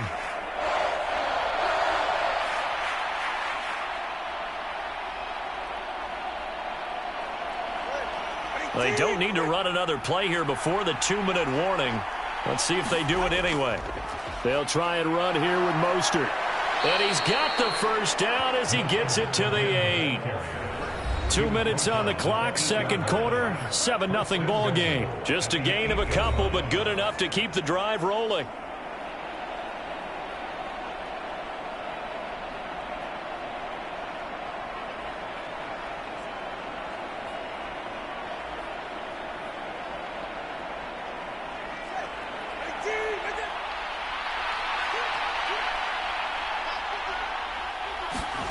Here's Tua.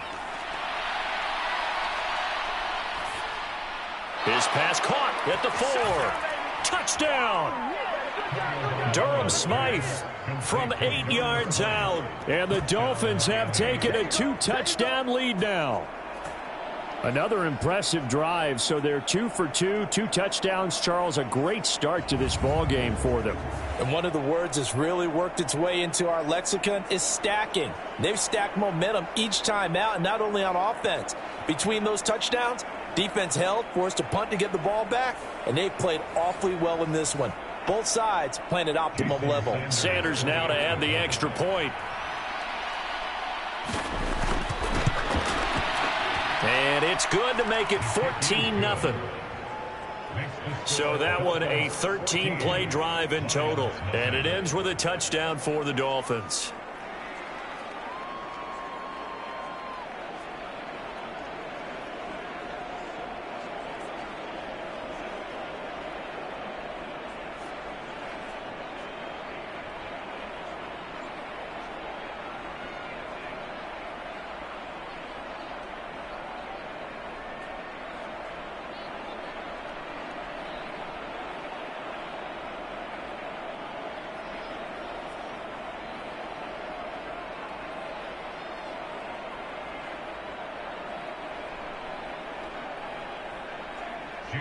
Now after the touchdown, ready to kick it away is Sanders. Here's Raymond bringing it out. And they will wrangle him down a couple yards shy of the 30.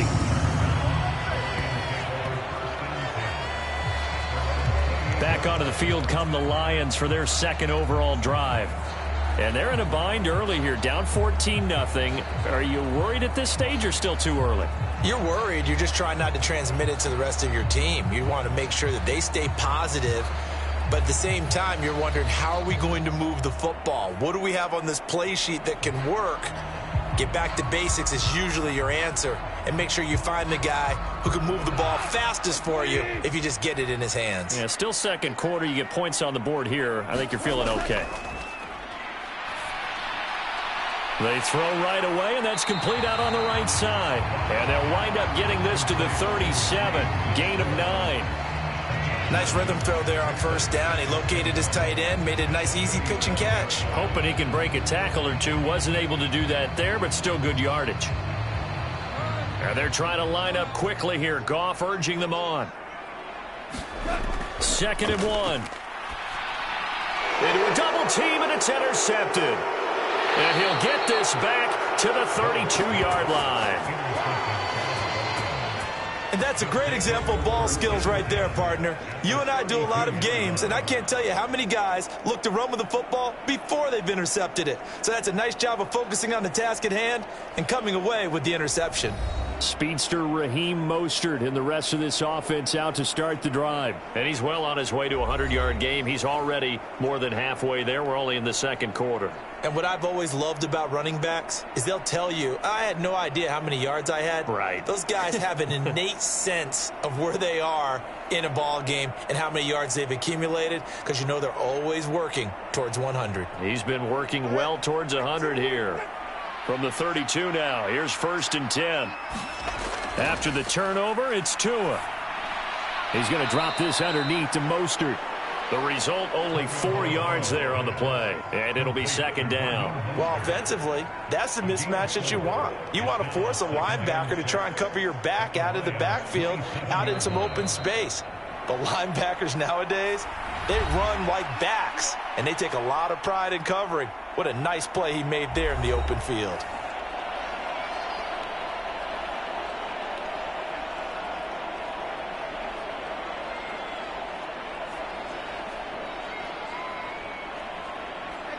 Second and 6.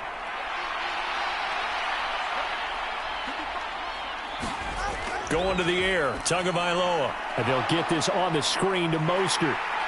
And he'll be a little shy of the 25 here at the 26-yard line. The Dolphins going to take their second timeout as the clock will stop with 55 seconds to go until halftime.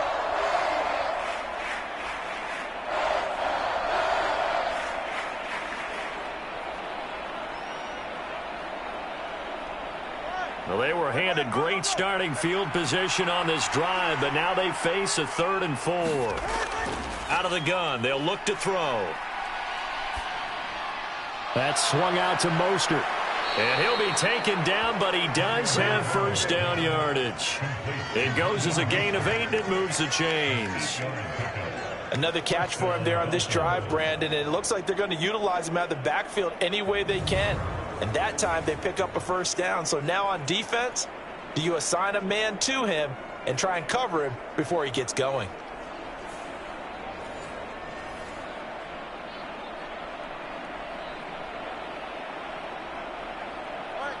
So from inside the 20, here's 1st and 10 at the 18. They'll drop to throw. Finds Hill on the crossing route, complete. Touchdown, Dolphins. Tyreek Hill on the touchdown pass from Tua. And the Dolphins will extend their lead in the final minute of the half. So, Charles, that's 3 touchdowns on 3 drives, and it's just been an offensive barrage so far. Great word, partner, using barrage right there. I'm going to add another word if you don't mind. How about perfection? No surprise that they're leading right now. Absolute dominance throughout this ball game and no signs of slowing down. Sanders on for the extra point.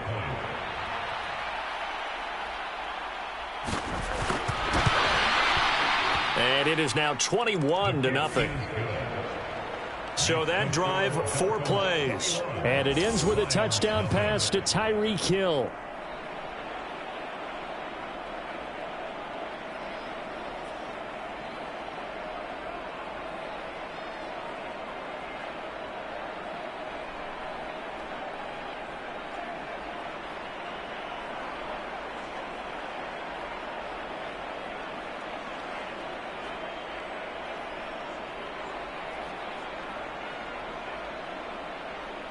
Now after the touchdown, ready to kick it away is Sanders. Here's Khalif Raymond to return. And out a little across the 25 to the 27.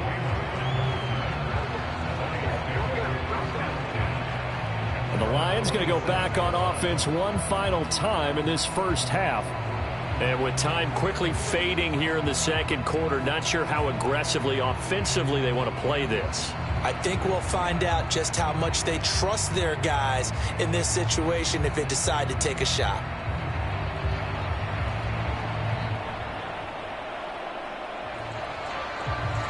And just 18 seconds remain till halftime as they come up on 1st and 10.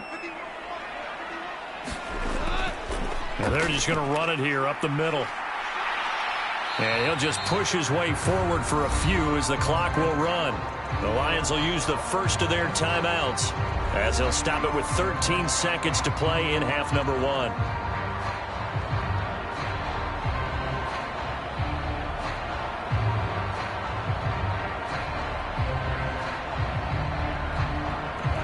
Second and 7.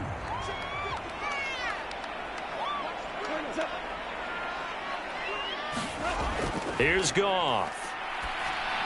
Going underneath. Gibbs has it. And this offense going to elect to burn a timeout with 5 seconds remaining in quarter number 2.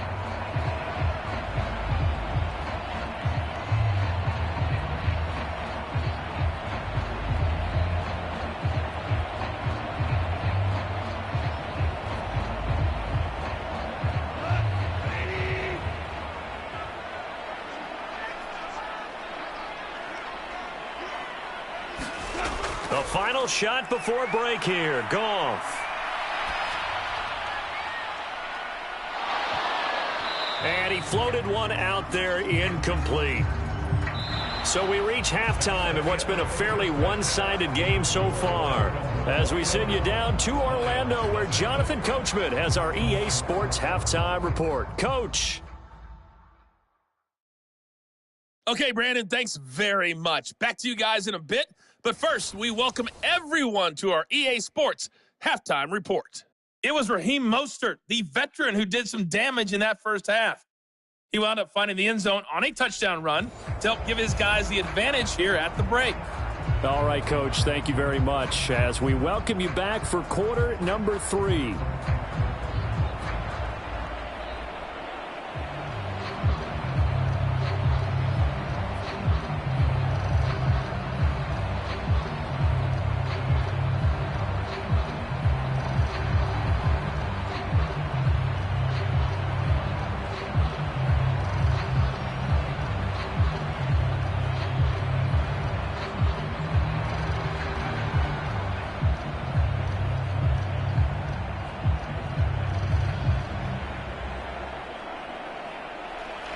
It'll be Lions football to start the second half, and they trail here as we get back underway on EA Sports.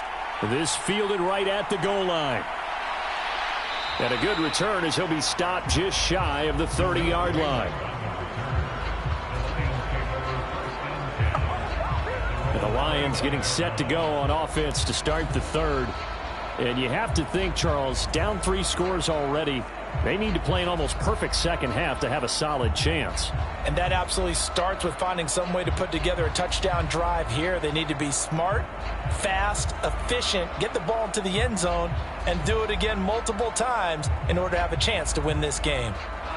Goff and this Lions offense set for a 1st and 10. Just shy of the 30. They'll come out throwing here to start the drive. A quick throw there is incomplete.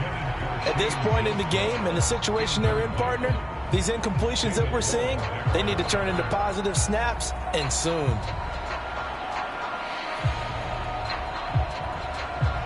So now 2nd and 10 after the incompletion on 1st down. And they'll send the tight end in motion here. On 2nd down, Montgomery. 5 yards. Now it's 3rd and 5. That 2nd down play call was not to pick up the 1st down. It was to accomplish what they did to get them into a manageable 3rd down because they had incompletion on 1st down, so they were behind the sticks, so to speak. They needed to make up some ground, and they did. This offense in desperate need of a conversion as they come up on 3rd down. Gone. That is caught, and he'll be taken down, but he does have 1st down yardage. That gain of 9 buys them a new set of downs. And the tight end is certainly a position built to move the chains because they can control space underneath. If they've got good hands, then, of course, they're a dynamic target. But one other thing is they're right in the sight lines of a quarterback on just about every play, and that makes it easier for the quarterback to pick him out and deliver.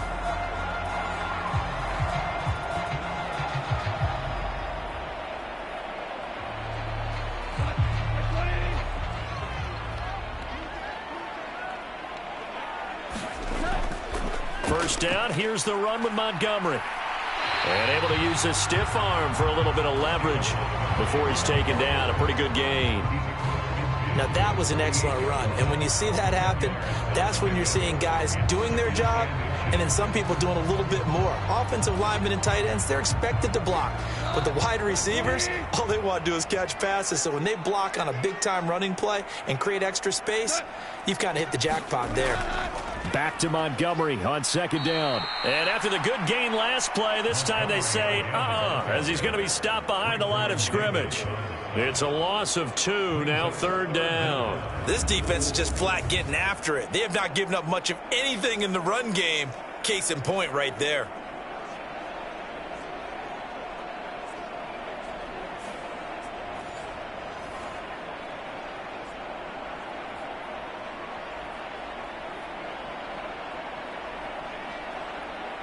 They'll come to the line, needing only 2 yards to gain the 1st here.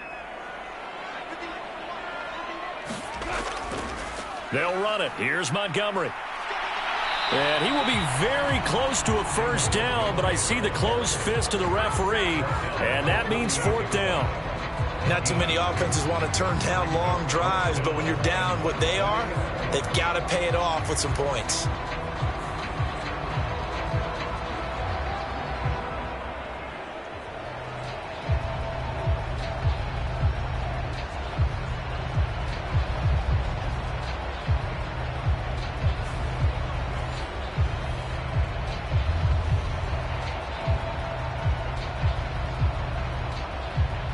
Here comes the Lions punter now, as he'll kick it away for the 2nd time.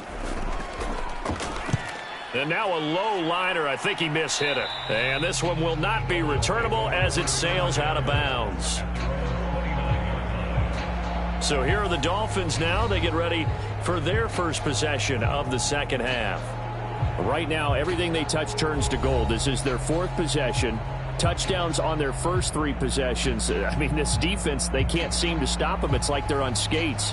Great analogy, Brandon, because they are pushing them back and winning everything at the line of scrimmage.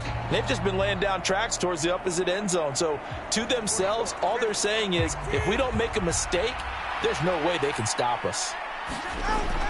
They'll start on the ground with Mostert. And he'll scratch out a yard up to the 30, and that's all.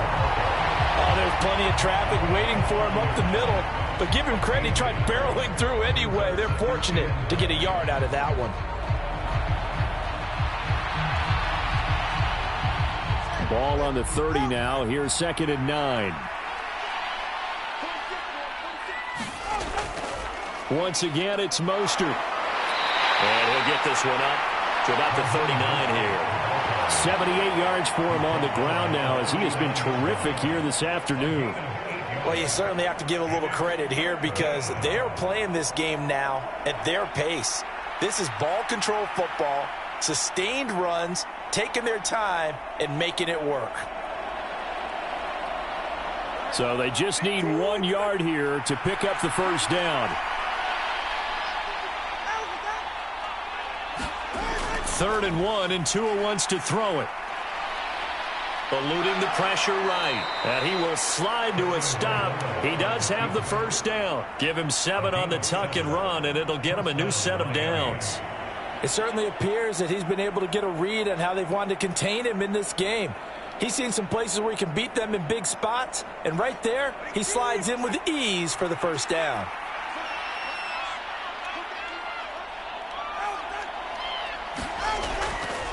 Up the middle they go with Mostert. And he works his way forward to pick up 4 yards there. 2nd down. Nice chunky yards at first down. It really opens up your options for what you want to do on second. You go right back to him and hope he explodes, or sucker the defense in before throwing over the top. 2nd down and 6 now.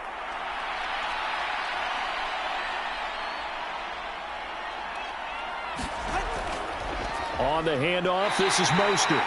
Give him 4 on the carry, and it'll make this a 3rd and about 2.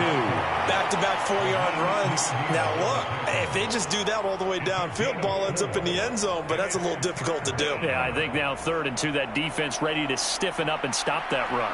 2 yards still to go. 3rd down now. Looking to throw. Work in the middle of the field, and he's got a man complete. And he is going to have the Dolphins first down by about a yard as they're able to convert on 3rd and 2. Got to say, I was a little surprised to see him, Charles, come out in the shotgun on 3rd and less than a yard. Yeah, but the way the NFL is nowadays, we hardly ever see anyone really run for it on short yardage. So they're going to throw the football more times than not. That was a nice, easy rhythm throw right there, and they pick up the first down.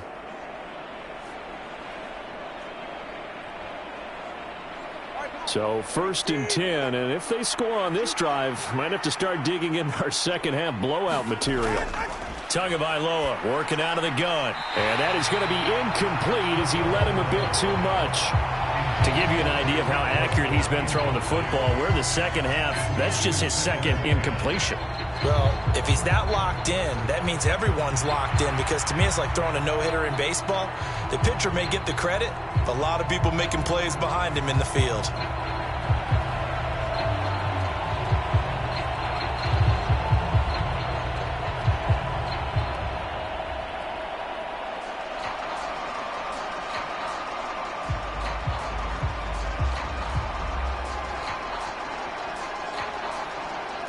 So 2nd and 10 now here in the 3rd quarter from Detroit. Back to the running game with Mostert. And the second wave of tacklers is going to get him as they stop him behind the line. It's a loss of 4. Now 3rd down. 3 quarters in the books. We'll return with more after this. This is the NFL, and it's on EA Sports. Back now at Ford Field. A lot of folks starting to make their way to the parking lot. Their guys trail big here to begin quarter number 4.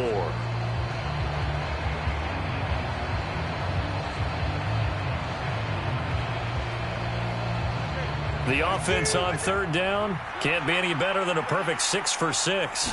This is 3rd and 14. They run out of the shotgun with Mostert. And he's going to be stopped here at the 43, and that is not near enough to pick up the first.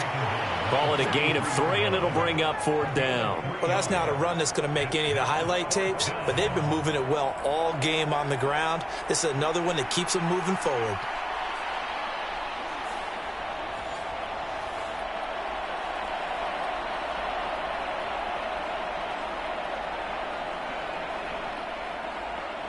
The Dolphins will send out the punter now, as he should be able to pin him back deep here with his first punt.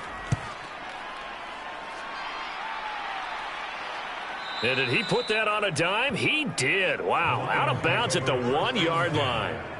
Talk about angling that one perfectly, partner. We know the ball can bounce anywhere, especially how it's shaped. But that one, as if on cue, goes out of bounds perfectly. Perfect indeed, right at the 1-yard line. Excellent coffin corner punt.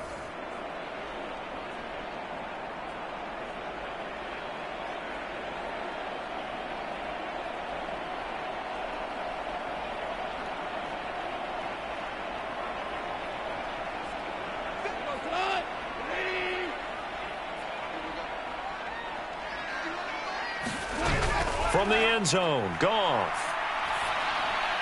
And that's to Amon-Ra St. Brown. And they'll get him down up past the 15, just shy of the 20. First play of the drive, a success, 19 yards. A 3-score game here late. You could probably rule out the comeback, but certainly some kind of a moral victory to be had if they can get a few more points to close things out. And to that end, a nice pass play there to push things downfield. Yeah, and we know in this league, a loss is a loss, and no one wants anything to count as a moral victory or, boy, something that feels a little bit cheap. But if they trim that lead down to just 2 scores, that's still a benefit to this squad. So a much rosier picture now after that last play. Here's 1st and 10 at the 19-yard line. Now Goff. It's a short one here, complete to his tight end. Let's just make this one simple. Could he be any more open than he was on that play? And they lost him going to the outside. Hard to believe because you go through your accounting on each and every defensive snap. Who's got who, what defense you're in. That was totally a blown coverage. Here's Goff. That'll be caught. It's St. Brown. And he gets this one just shy of the 40, down at the 39. Second catch for him today, and it'll wind up a first down. Well, those are the types of plays they probably wish they had made more of in the first 3 quarters. And this deficit going to be tough to overcome here in the 4th. But a nice first down and a pickup on that throw. Yeah, and this is where as coaches, you're looking for effort and execution. Even though the scoreboard is going against you, you want to find out who's going to fight, who's going to scrap, who's going to keep their heads up and continue to play. So from the 39 now, they'll come up on a 1st and 10. To the air again, Goff. Quick hitter here, it's complete. And he's tackled a yard short of the marker. Good gain of 9 on first down. And there's a completion to the tight end. And look at the size of these players nowadays. At that spot, 6'4", 6'5", and up. A lot of guys used to be basketball players, somehow came back to football. That's really good for the game of football. You're getting better athleticism, great hand-eye coordination, guys who know how to control their bodies when they run their routes. Goff going to get this to Gibbs. And he'll go down inside the 45 before going out of bounds. That one, a first down pickup of 8. Clock management definitely critical here if they want to get back in this game. Absolutely agreed. They have to up the tempo in this case, down a couple of scores. Want to make sure they have a chance to win this ball game. So now 1st and 10 as they've crossed into Miami territory at the 43. Goff now looks to throw.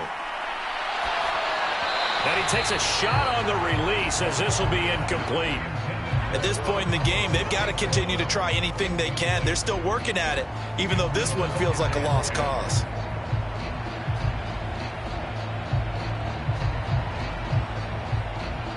Here's 2nd and 10.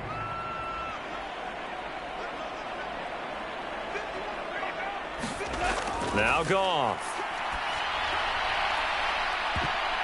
Oh, that's into double coverage and intercepted. Picked off by Deshaun Elliott. And the Dolphins will take over here at their own 14-yard line. That interception may be the exclamation mark on what really all around has been a good performance. A fantastic performance. They will enjoy film session. Their grade should be very good on this one. And I think the next time the offense gets the ball, I just think about running it and getting the clock done and getting the heck out of here. And by the way, semantics here, but before the grammar police come after me, I think it's exclamation point, not mark, right? You're asking me? Seriously? Yeah, you're smarter than me. Everybody knows that. Listen, I go with what you say, my man.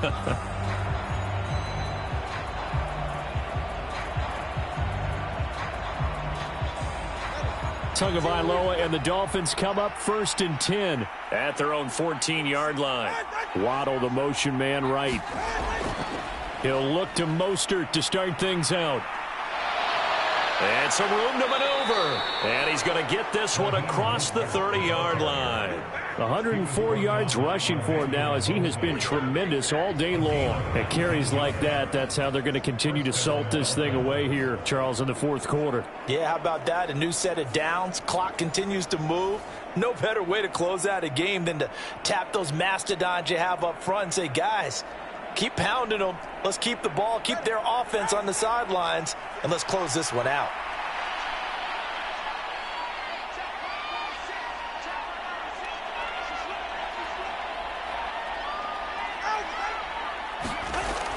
On first down, they go with Mostert again. And they get him down, but not before he takes it across the 40-yard line. Another nice gain. That's now 30 yards between those last two plays. No doubt those are the types of carries they're looking for here, Charles. The lead in the fourth quarter. This is when coaches that have a reliable running game, they breathe a little easier on the sideline. Yeah, they love the idea that they can take the air out of the football at this point of the game. That means they're really counting on that offensive line, counting on the runners, taking care of the football. Because you're going to tell your quarterback, hey, no time to be a hero. We're not going to throw it here. Just eat up that clock. And if you have the ball, they can't score. On 1st and 10, it's Mostert. And give him about 5 as he gets this up to the 48-yard line. Just 2 minutes remaining here in the fourth quarter of what has been a one-sided affair. So the Dolphins have it as we welcome you back in. And the scoreboard on their side, they're just looking to melt away these final couple of minutes and put this one in the left-hand column. From the 48-yard line, here's 2nd down and 5. Again, they'll run it with Mostert. And this time he's able to take it down to the 42. 9 yards to pick up there, and it's a first down. Well, that's a carry they have to be satisfied with. And throughout this game, they've been satisfied with what he's given them. Whenever they've needed a big run, a first down, he's the guy they've turned to. And it doesn't matter what the defense thinks. They feel like they've got the confidence to keep handing it to him and keep picking up good yardage.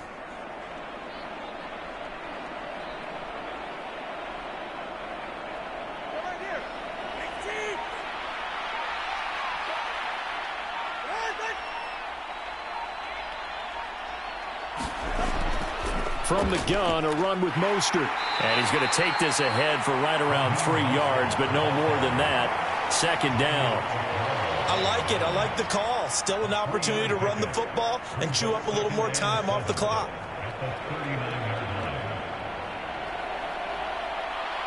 Here's 2nd and 7.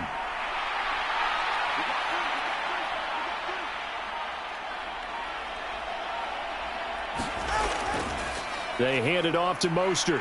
And he works it to the 30-yard line here, right at the 30. That one, a first down pickup of 8. I've got an idea. Let's skip racing to the airport at the end of this game. Let's go to the post-game press conference. I have a feeling that the quarterback of this winning team is going to be given a whole lot of credit to the running game and the offensive line. Yeah, I was just going to say the offensive line, yes, carrying the ball has been key, but those guys up front, they've made a lot of space. All runs on this drive so far. It's 1st and 10.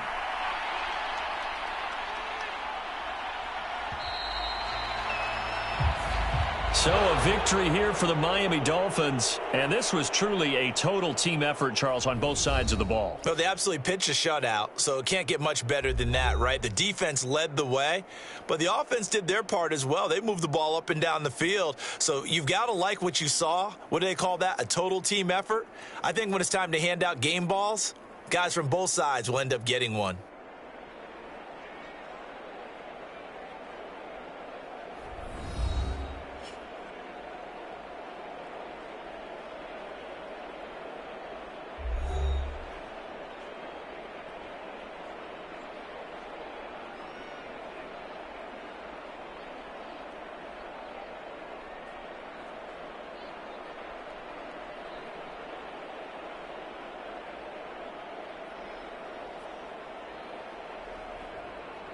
So that's a wrap. For Charles Davis, I'm Brandon Gaudin. And this has been a presentation of the NFL on EA Sports. For more, check us out at easports.com.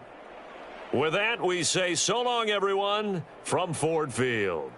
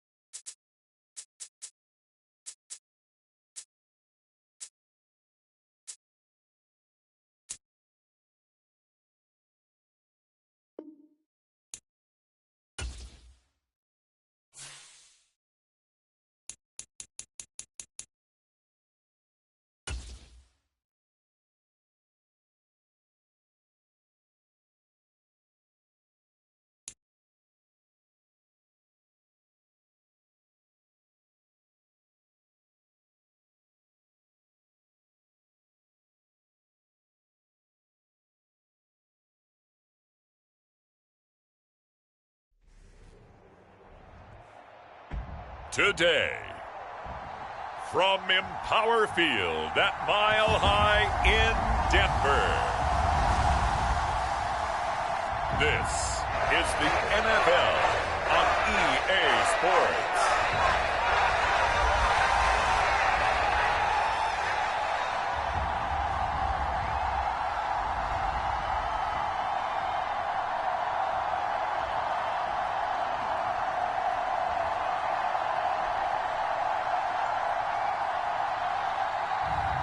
We'll see Russell Wilson and the Denver Broncos taking on Dak Prescott and the Dallas Cowboys. EA Sports coverage of the NFL has us at the foot of the Rockies, just west of downtown Denver at Empower Field at Mile High. Coming up, we've got what should prove to be a good one, as it'll be the Dallas Cowboys taking on the Denver Broncos.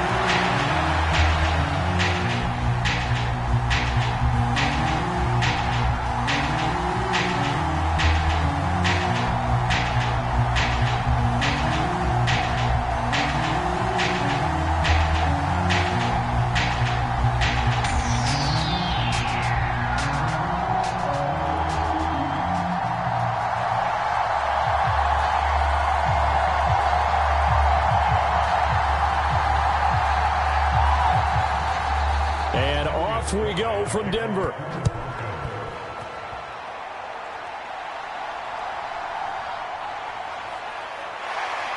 And he'll take it up past the 25 to the 26-yard line.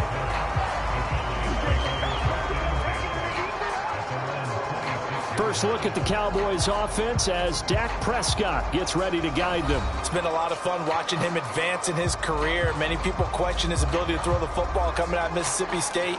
He's conclusively answered that question. In addition, a very strong runner and an even better leader.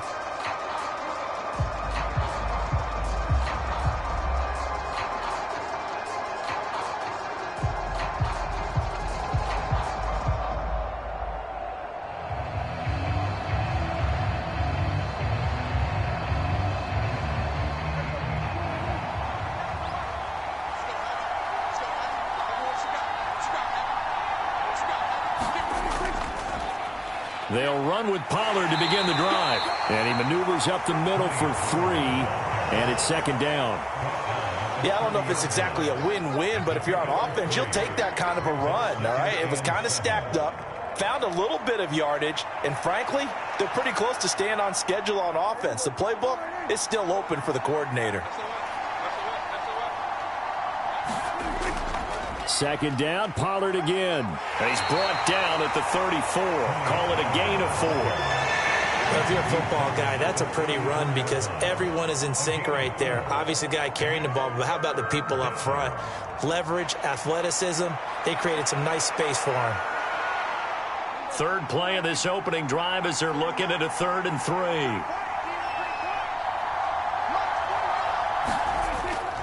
Prescott off play action. Pass taken in by his big tight end. And he will have a Cowboys first down as they get 5 there on 3rd and 2. At first glance, I thought he just used his size in order to win the route, but he also had a little subtle move in there as well.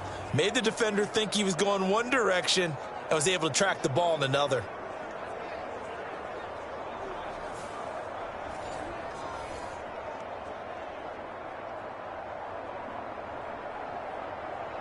So from the 39 now, they'll come up on a 1st and 10.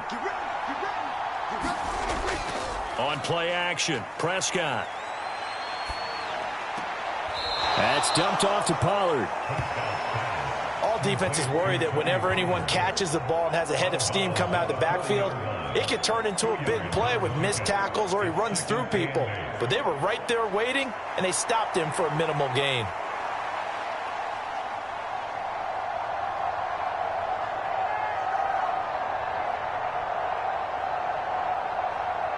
Second down and 8.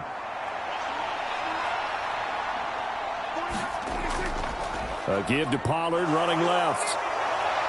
And a pretty good burst there as he'll get this across midfield and down to the 46.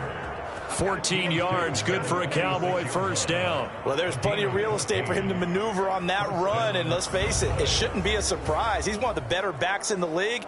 Had to come into this game with the idea, slow him down, otherwise it's going to be a long afternoon.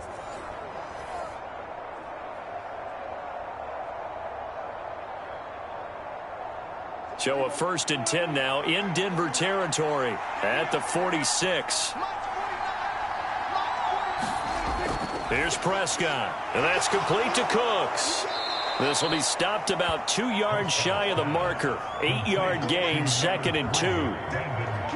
And I think this is a route we'll see more of as this game goes on, because with his speed, they want to get him the ball in space on drag routes just like this. They want him to get the ball and run after the catch. Good job there, though, holding him for a short gain.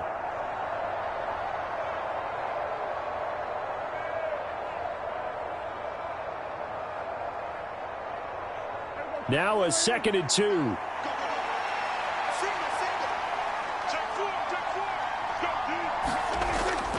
Off the play fake, Prescott. Short pass taken in by Schoonmaker. Second catch for him today, and it'll wind up a first down. Well, they clearly wanted to come out, Charles, and be aggressive throwing the football, and they've been pretty efficient along with that aggressiveness. He's now 4 of 4 on this opening drive. Yeah, and that's led to a fresh set of downs. I like what he's doing back there. You can tell he's at ease, feels good about what he's doing. And I think if I'm the play caller, I'm reading that, I'm continuing to let him throw the football. And he's going to get this one down to the 30. On the stop that time, it was Josey Jewell. Yeah, things were pretty stacked up there in the middle of the line. A lot of bodies, not much space. I think ultimately he was fortunate to get anything out of that run. 2nd and 9.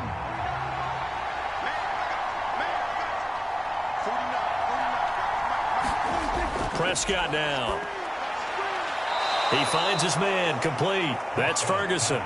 That'll go for a gain of 7. And now that sets up 3rd and 2. And the pocket's been protected pretty good here so far on the opening drive. We always talk about confidence in runners and catchers and quarterbacks. How about the protection detail? They're not allowing anyone near the guy throwing the football.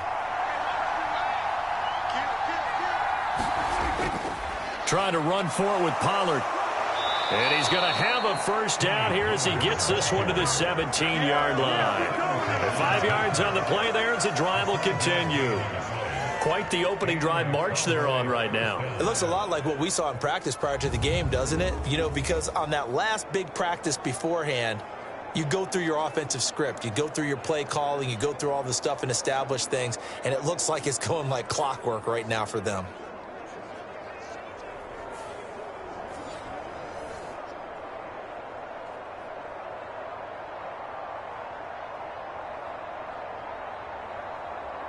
So from the 17 now, here's a 1st and 10.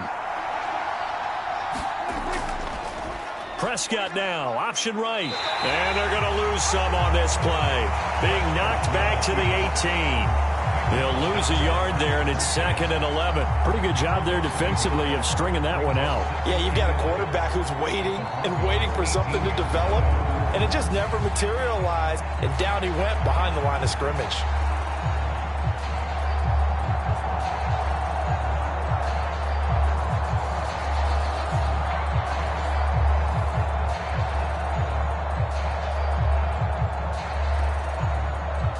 Maybe just a slight detour on what's been a strong drive. Here's 2nd and 11. They run straight ahead here with Pollard. And he is met in his tracks behind the line of scrimmage. That's a big loss of 3, and it brings up 3rd down. Overall, I'd have to say that was just really good team defense because, to me, you can't pin that one on the running back. He had no shot there. He had a man in his face immediately.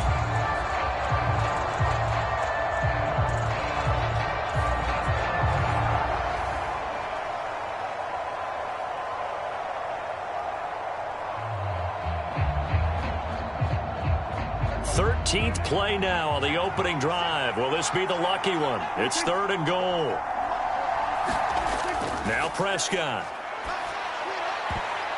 And it's intercepted at the goal line. And the Broncos are going to take possession of the football as they force the turnover on the opening drive. Not something you see very often from a quarterback of his caliber, an opening drive interception. Oh, there's no doubt in my mind that even he's surprised at how that one played out. But we know this guy is not going to stop him from continuing to fire as this game goes along. Probably give a little nod of respect across the field for that one and let him know he'll be back the very next series. So here are the Broncos backed up to start their initial drive. Bringing them out is the 12th-year pro seeking a return to Pro Bowl form, Russell Wilson. And similar to his nickname, Russell Wilson has a dangerous mix of skills, the ability to throw from the pocket and extend plays and throw on the run. Not to mention an absolute winner. Usually has his team in the playoffs competing for Super Bowl opportunities. 2 seconds to go, first quarter.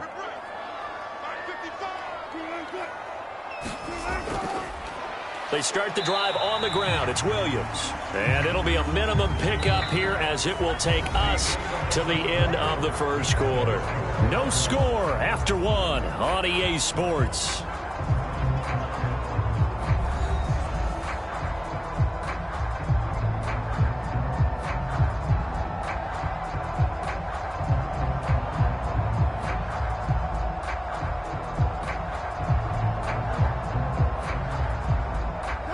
They'll come up 2nd and 7.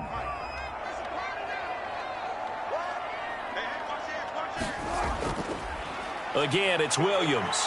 And he will take this up to about the 8-yard line. 3 yards on the pickup. That's going to set up an interesting 3rd and about 4 to go. That play reminded me a lot of a former teammate of mine. We used to call him the trash man. His ability to sift through traffic and make plays was uncanny. And that's exactly what you want from your Mike linebacker.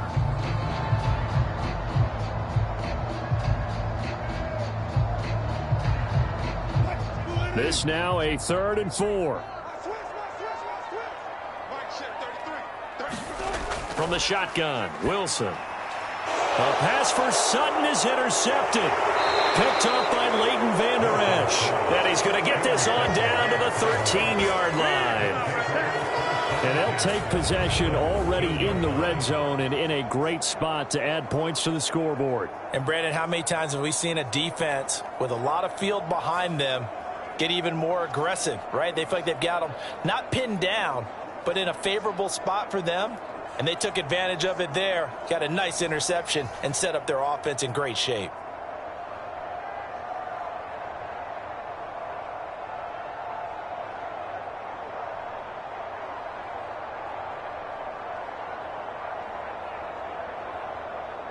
From the 13 now, they work on 1st and 10. Pollard going to try the right side. And they'll go backwards here, losing yardage to the 14. 2 yards the loss, 2nd and 12. Well, it's almost football 101 that you preach to your safeties. Don't let anyone get behind you. You're the last line of defense. But he didn't let the play come to him. He went to the play. How about that read and recognition and finishing off that one behind the line of scrimmage?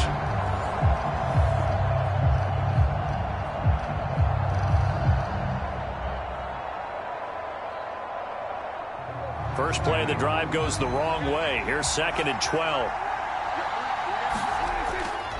Pollard will take it up the gut. He's going to get 4 out of this as he's down to the 10-yard line. On a 2nd and long, it's really nice to see an offense that has enough confidence to run the football in that situation. I think that goes back to their practice and game planning. They've seen things that they've seen on tape and in previous games that led them to believe that even in a long-distance situation, they can still run the football and gain enough yardage to put themselves in a good spot on 3rd down. On 3rd down, it's Prescott. On the out route, it's Lamb with a grab. And the Cowboys are going to have 1st and goal as they try to finish off this drive with 6 points. I don't care how many times we see it. I still get a kick out of watching quarterbacks and receivers do the pass tree in pregame warm-up.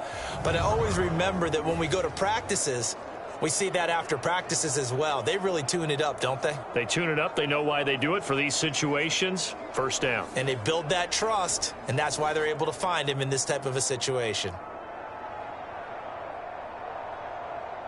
Here we go now on 1st and goal. Pollard. And they'll bring him down after just a short pickup. He'll get 2 out of that run, and it's going to bring up a 2nd and goal. Good work there, holding him out on 1st down. And this is going to be a battle down here on the goal line. Can they hold their ground for 2, maybe even 3 more plays? Extra bulk up front for 2nd and inches. 3 tight ends. Pollard again, and he will not get in. In fact, he might have lost a yard. Back to the 2. A 2nd down play results in a loss of 2 yards. And now 3rd and goal coming up. The loss on 2nd down. That just means this crowd's going to get even louder. And they'll get a little bit of extra help from the defenders as they exhort them to join them in the effort.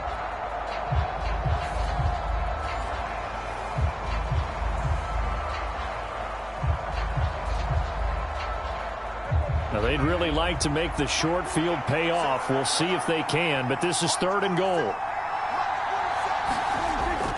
Now here's Pollard, and this time he is in. Yes.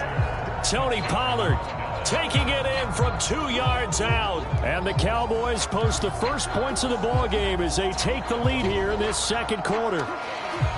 Well, he's been the workhorse on this drive, and it would have been unfair to bring someone else in to finish the job. So they go back to him again, and he delivers with a touchdown run.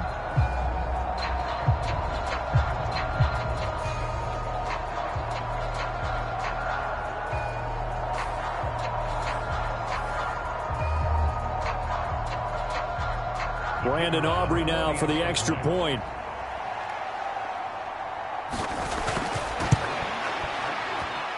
And this is up and good to make it 7-0 Cowboys. A drive that time of 6 plays. And it's culminated by a 2-yard touchdown run.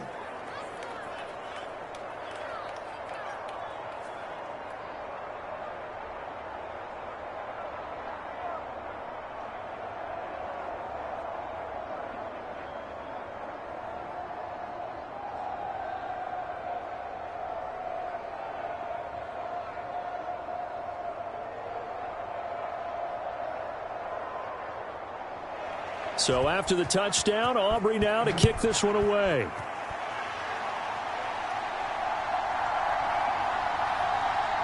Oh, it's out. Smith lost it. It's picked up by the Cowboys. And this is going to be brought back for a fumble return touchdown by the Cowboys. So they get the one-score kickoff, get a fumble, take it right back to the house.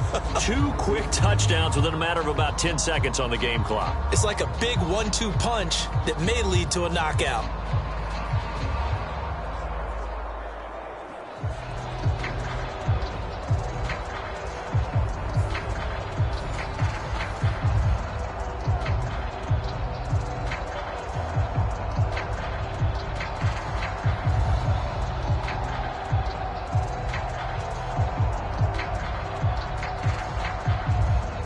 Aubrey now for the point after.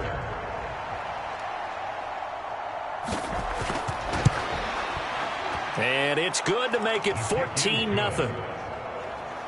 The scoop and score, always an exciting play in football, and we witnessed it there, grabbing it off the ground and then rumbling it into the end zone for 6.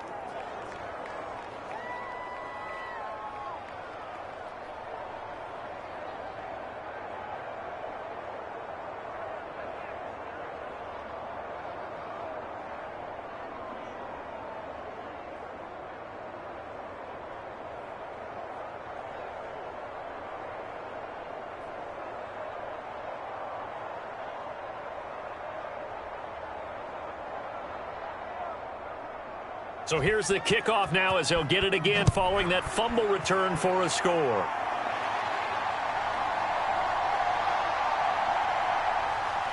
And he takes this near the 25. Just a little pass there. Call it the 26. So now the second drive offensively coming up for the Denver Broncos. Charles, it's kind of gut check time. Look, I know it's early, first quarter, just their second drive of the game, but they've already thrown the interception, given up the score. You're down double digits. They got to figure out something, and pretty quickly here. No doubt about it. And when we look at that sideline, I'm sure you're observing the same thing I am. I don't like the body language at all. They look like they're in a state of stunned disbelief. So to me, we always talk about someone stepping up and making a big play. I think it would behoove them if multiple guys step up and make big plays right now. They need something positive to happen, and they need for it to happen now.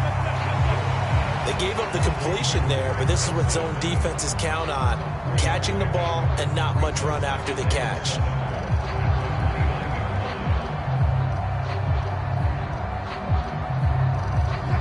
From the 29, here's second down and 7. They try the left side here with Williams. A 1-yard gain there following the 3-yard pickup on first down.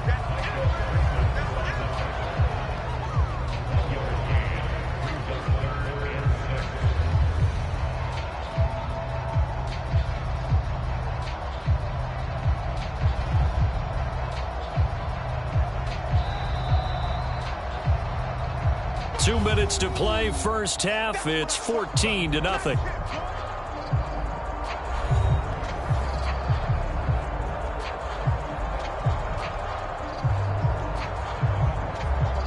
Third down and 6.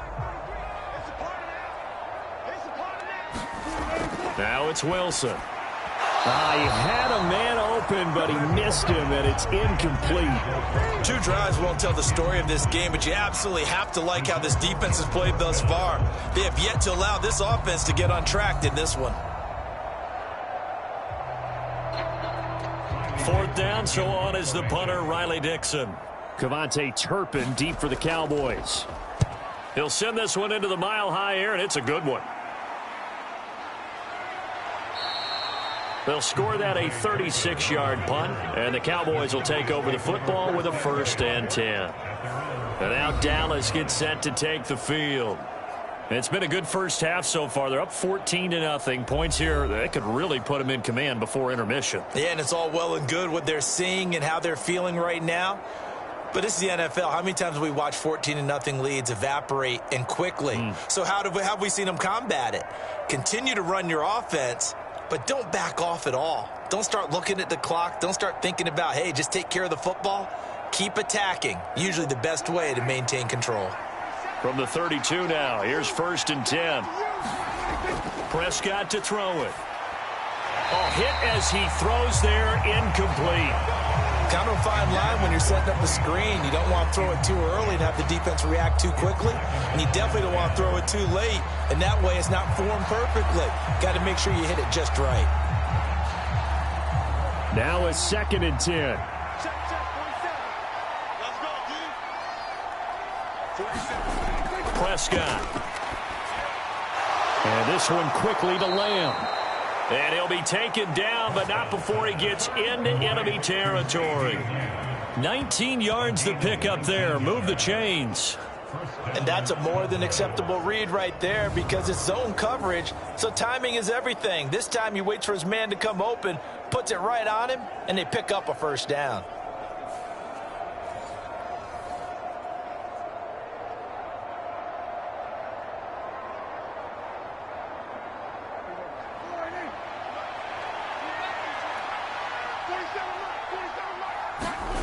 On 1st and 10, Prescott. A short one there taken in by Ferguson. And a 6-yard gain gets him right around the 43.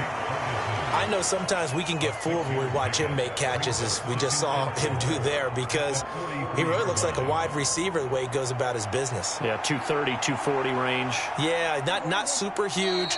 Maybe not counted on to be that inline point-of-attack blocker that we used to have in the good old days, but you can flex him out. You can run wide receiver routes with him. You can make him a primary target, and that's how he'll shred a defense.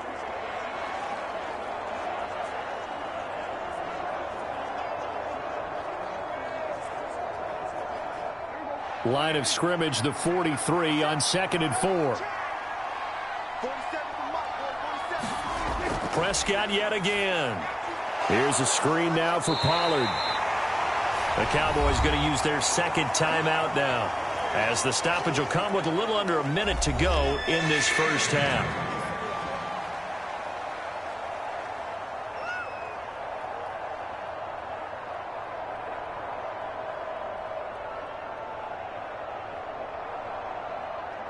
So 3rd and 2, this quite possibly 4-down territory, though, if they're stopped. Looking to throw. Prescott. Able to find the open man. That's complete. And this is going to be another 1st down as they'll make the tackle at the Broncos' 30. The 3rd down conversion successful. A gain of 11. And that's well executed there on 3rd down, and I love the confidence that they had to let their tight end try and find some space in the middle of the field, right in their quarterback's line of vision. And QBs love to make that easy throw, and they hooked up there for a 1st down.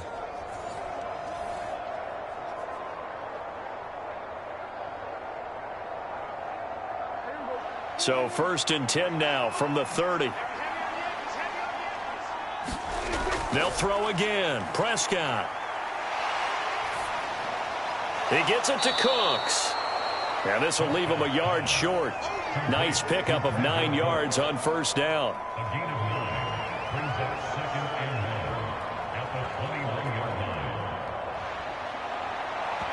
Now a timeout signaled for, and they'll get it with 10 seconds to go before halftime.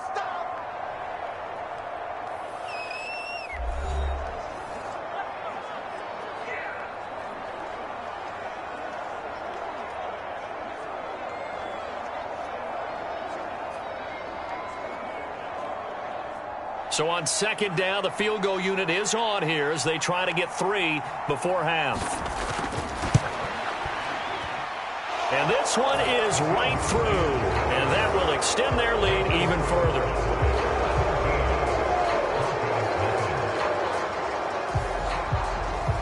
So a capper there to a pretty good 1st half. And I love the way that they put a chokehold on the clock and pretty much drained everything before they put the field goal on the board as they headed into the half.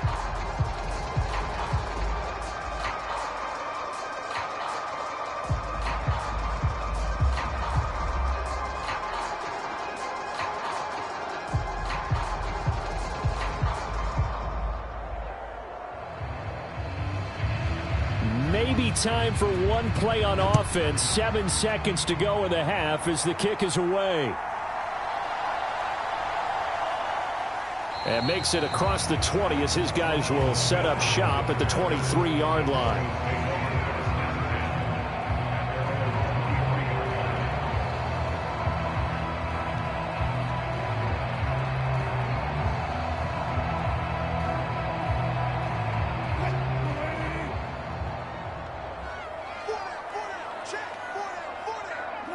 All that remains is to snap this once, and that'll do it for the first half of play. So we have reached halftime here with the visiting Cowboys out on top. As now we send you out to Orlando and hook back up with Jonathan Coachman for our EA Sports Halftime Report.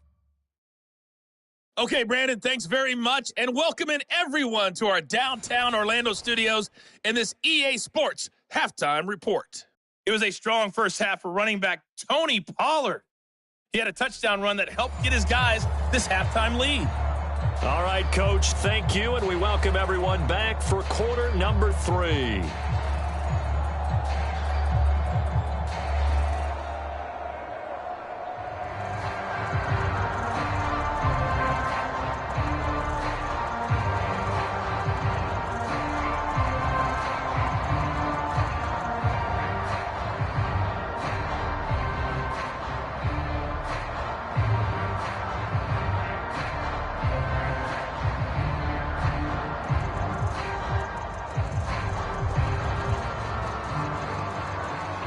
A very one-sided first half, 17-0 our score as we get going in quarter number 3. Taken at the goal line. And he returns this to the 22.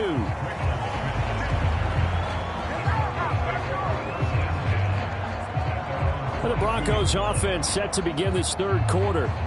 We'll see, Charles, if they had a chance to hit the reset button at halftime. They have not scored. They're facing this big deficit. And if they're going to come back, it's going to have to start right now. Yeah, and for them, it's not dwelling in the negative because, yes, they were totally ineffective in the first half. But we've seen many games that have flipped around in the second half. It all starts with this drive right here. They get something good going, put some points on the board, they begin to have hope. Now Wilson on first down. Short throw caught by Dulcich. And he's got it past the 30 before he's hit and dropped. The drive starting with a first down, 11 yards on that pickup. And coaches always harp on the quarterback reading the defense and getting it to the open man. That's good recognition there. And how about what he did after the catch? Yeah, hit your tight end, let him get some rack. Yeah, when he gets moving, not many guys want to come over and put a hit on him, do they? From the 32 now, here's 1st and 10. Here's Wilson. The quick throw knocked away. It's incomplete. And that's a nice job there because you've got to play the ball, not the man when in coverage. That'll keep you away from a lot of needless penalties. And he's able to knock that one away.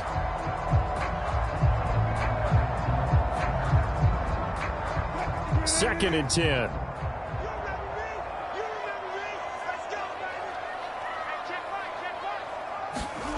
Now it's Wilson. Got an open man here, and it's K.J. Hamler. And he'll go out near midfield at the 49. He was held without a catch in the first half, but he's got one here, and he also picks up a first down. Well, we talk all the time about playing situational football. Right now, I think the scoreboard is dictating what they need to do. Where they are in this game, they've got to push the ball downfield, take their shots, try and get big chunks of yardage in a short amount of time. That was a nice play there.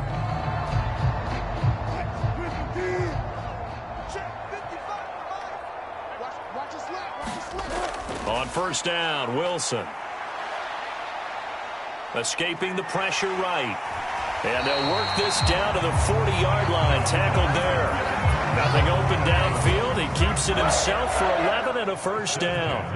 Partner, there's a downside to everything, and the danger of man coverage is if you're locking down your target, you often turn your back to the quarterback and you don't see him. Sometimes you open up a big lane for him to hit you for big yardage, and that was an astute play by him to scramble out, see that lane, and burn them for a first down. Still in search of their first touchdown of the game, but they're on the move. 1st and 10. Wilson. This one complete to Jerry Jeudy. And he's going to get this one down to the edge of the red zone. He was held without a catch in the first half, but he's got one here, and he also picks up a first down. I don't know what they talked about at halftime. Whatever it was, it worked. They look like a different team here in the third quarter. Yeah, I doubt that there are very many trash cans that got kicked over, that type of a speech. I think what they did was they analyzed what worked in the first half, what didn't, and figured out a better game plan.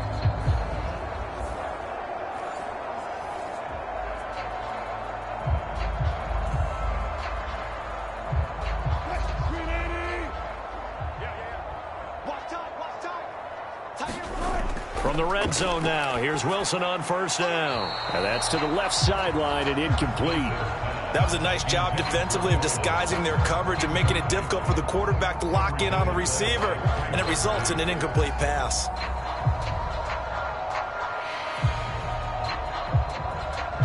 After the incompletion, here's 2nd and 10 from the 20.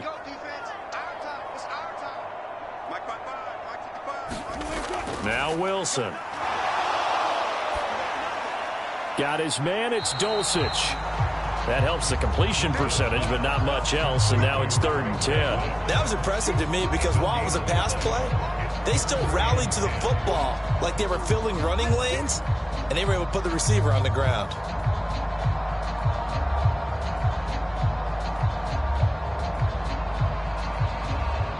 Here comes the 8th play of the drive, and they need a full 10 yards on 3rd down. Here's Wilson. He's got Hamler on the out route. And able to get this down inside the 15, either the 13 or 14 before he's out of bounds. That's good. The completion there for 7 yards, and it'll be 4th down. Now that's going to be a tough one to explain when they get together and watch the game film, isn't it? I mean, they had the right call, had the out route. He's got to know where the first down sticks are, yet he steps out of bounds that close. Not their best play. Marr able to put this one through. And they're on the board at least here. It's now 17-3.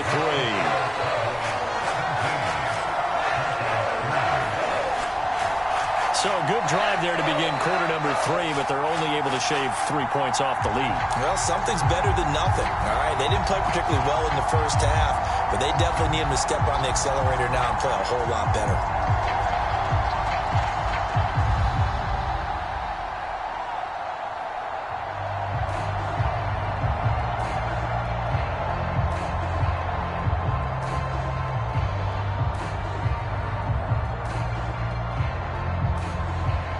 So now Fry back out following the score. He'll send this one away. This taken in at the goal line. And it's a pretty good return here as he'll get this up to the 29.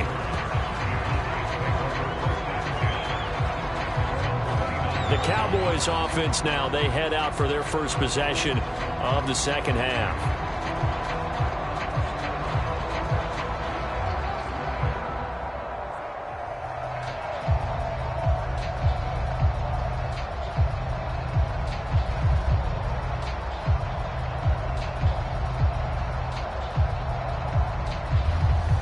So Prescott of the Cowboys now with a 1st and 10, just shy of the 30. They'll come out throwing here to start the drive. He finds his man, complete. It's Ferguson. And he'll be stopped at the 35, but not before he picks up 7 yards. Well, that tight end position, it just seems to continue to evolve every year in the NFL. Yeah, you're getting really terrific athletes. A lot of them maybe were wide receivers at one point. They continue to give you speed, great hands, and big bodies, which make them excellent targets for quarterbacks. A quick throw there going to be batted away and incomplete. This is what defensive coaches ask of their defenders every single ball game. Get a hand on every throw in coverage. They want the deflections. They want the knockaways. Pick it yourself if you can, but at least knock it down and guarantee it's incomplete. So the incomplete pass on the last play, and that leads us to a 3rd and 3. Out of the gun, here's Prescott. And that's going to be incomplete. The coverage too good there. The contact popped the ball free, and it's 4th down. That's an excellent job right there on third down. Like any defense, you never want to let them get anything started, and that would have been a first down. Instead, you saw the contact on time, no penalty, and before this drive could get wings, it's fourth down. Here's Bryan Anger now. And the way this offense has moved the ball, he hasn't been needed till here in the third.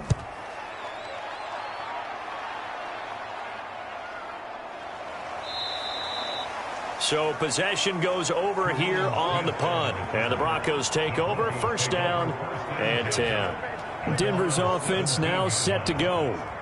And, Charles, they're certainly still right in this game, but they need that offense to wake up and in a hurry. Yeah, I like the way you put it. They certainly did seem to sleepwalk a bit in the first half. Now that their defense has done its job, it's their turn now to go out and try and get some points.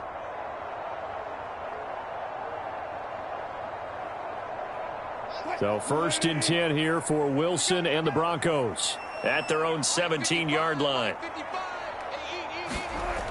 Here's Williams to start the drive. And not a whole lot of room to operate there on the first down run. He gets maybe 3. Well, they still have time to get him established, but in my estimation, they've got to pick up the urgency here. They've got to get quickly in and out of the huddle and run off a bunch more plays. The last run got 3. Now here's 2nd and 7. Now a toss left side. It's Williams.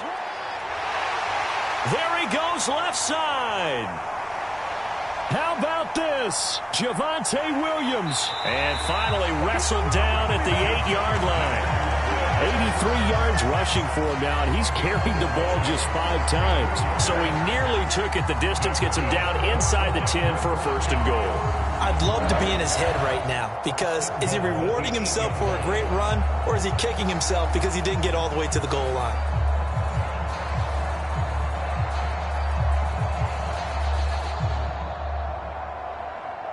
First and goal, and they got to be thinking a chance to get right back into this football game.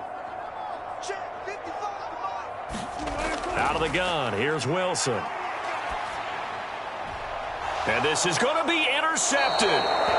Picked off by Stephon Gilmore. And the Cowboys are going to get the football here as the ball will come out to the 20. Well, field goals probably aren't going to cut it at this point. This was touchdown or bust, and unfortunately for them, it turned out to be bust. Yeah, they're feeling like they've got to force the issue here. Maybe take some chances they wouldn't have earlier in the game. But give credit to this defense. They've really stood tall throughout, and they come up with the interception in the end zone.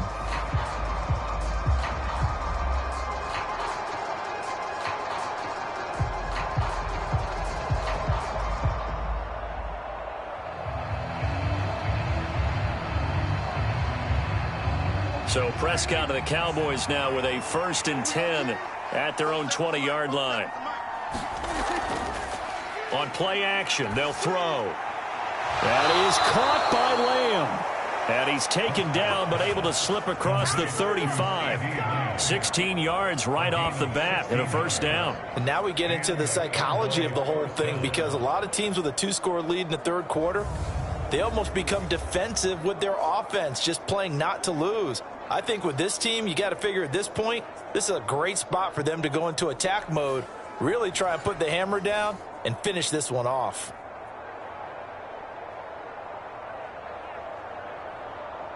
So from the 36 now, 1st and 10. There's Cooks in motion right. He's going to get it on the jet sweep. Oh, and this one may need to go back to the drawing board. He's going to be swallowed up right away. It's a 6-yard gain on the ground, and that'll make it 2nd and 4.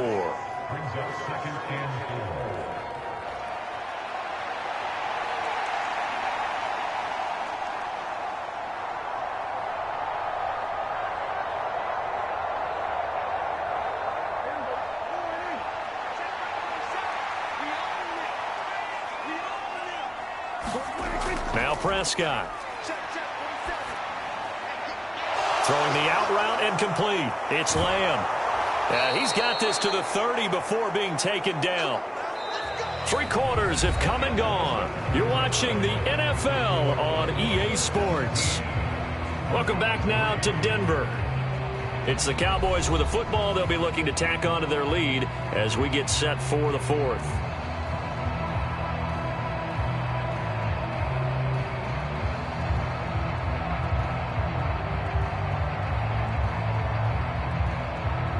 So a 1st and 10 now in Denver territory at the 30-yard line. Pollard gets it off the option. And he fights forward for a modest 2-yard gain, 2nd down. Seems pretty obvious defensively a key was stopping the run game. How have they done it so successfully? To me, it seems that these guys really did a nice job of paying attention during the scouting report meeting. And you know, Brandon, when they do those, they talk about the top plays that these guys like to run. The best runs for the top running back, those are the ones you focus on and want to take away. And they've done that pretty successfully in this game.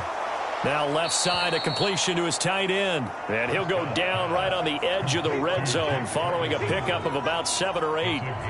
Brandon, perfect defense in this situation would have meant that there was an incompletion. They would have picked it off. Okay, so they gave up the completion.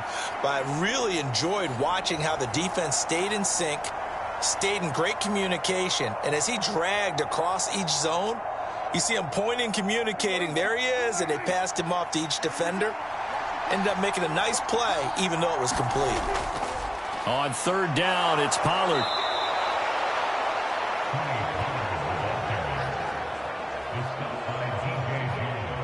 Brandon, unfortunately, I've been here before. They've had 2 opportunities to stop them, so this is demoralizing. They haven't gotten it done. Now you're calling all your blitzes, all your attack defenses, but you're not worried about playing your normal position. You're going to take chances now. Well, you said it. 2 third down opportunities to get off the field. Couldn't do it, and the clock continues to roll.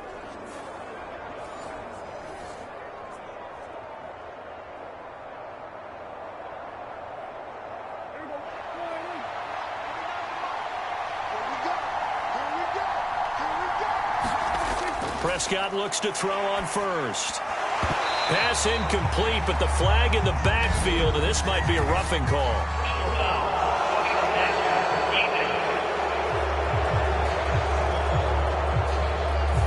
They're down here in the 4th, and that personal foul penalty is not going to help. No, in these types of situations, players will tell you that's extra intensity.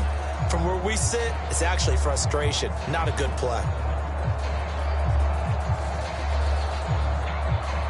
So a critical mistake, roughing the passer. Now it's 1st and goal. Here's Prescott. He finds his man, Pollard. And they'll go backwards here, losing yardage to the 14. It'll go as a loss on the play. Not what you need down here. It's going to be 2nd and goal. Got to give some credit there defensively. They snuffed out that screen early on 1st down. Really read it well, didn't they? Because they didn't bring the pressure that they expected. They covered all the passing lanes. So once you see it break down as the passer, I think in this situation, you're either throwing it at the feet of your back to make sure no one picks it off, or you throw it away, throw it over the sideline. Don't try and freelance and try and make a bigger play. There's really no one else running a pattern that should be open. On 2nd down, it's Pollard. And the nimble footwork gets him just inside the 10 to the 9, but no further.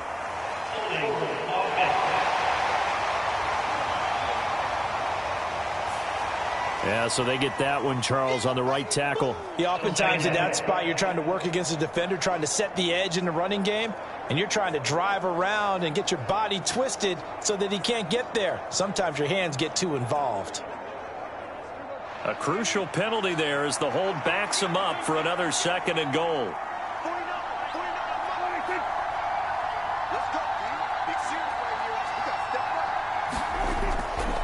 It'll be a handoff to Pollard, and he'll be taken down at the 20 after a gain of just 1. As we get late in this one, is altitude a factor for a visiting team in Denver? Is that something that's overplayed? No, it's real, and I know a lot of the visiting teams like to downplay it because they don't want to get into the heads of their players, but you can't avoid it. As soon as you get to the locker room, you get to the stadium, they always post it in there. Welcome to Denver. Altitude 5,280 feet. The air is rare. Here's Jones. And he maybe makes it back to the line of scrimmage. That's it. Call it no gain on the play, so no help there. And now 4th and goal. I know that speed is the hallmark of today's NFL game, but the key to good rushing defense is still having your linebackers set the edge.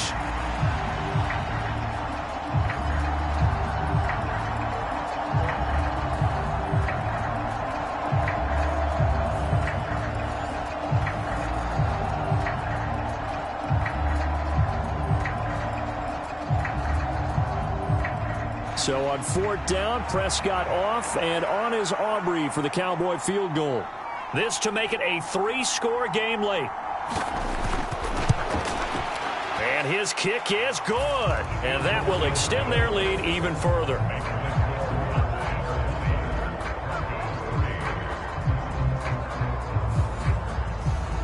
So that almost certainly the final piece to this puzzle, a 3-score lead. I don't think there's any coming back from there. But, you know, normally I'd get on you for giving up on the game right here, but I do think you're right in this case. This late in the game, 2 scores is tough enough. 3, I'm with you. That seems out of the question.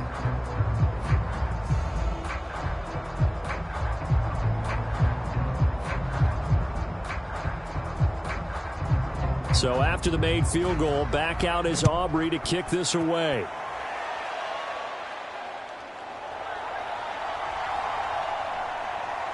And he brings us out past the 20 to the 24.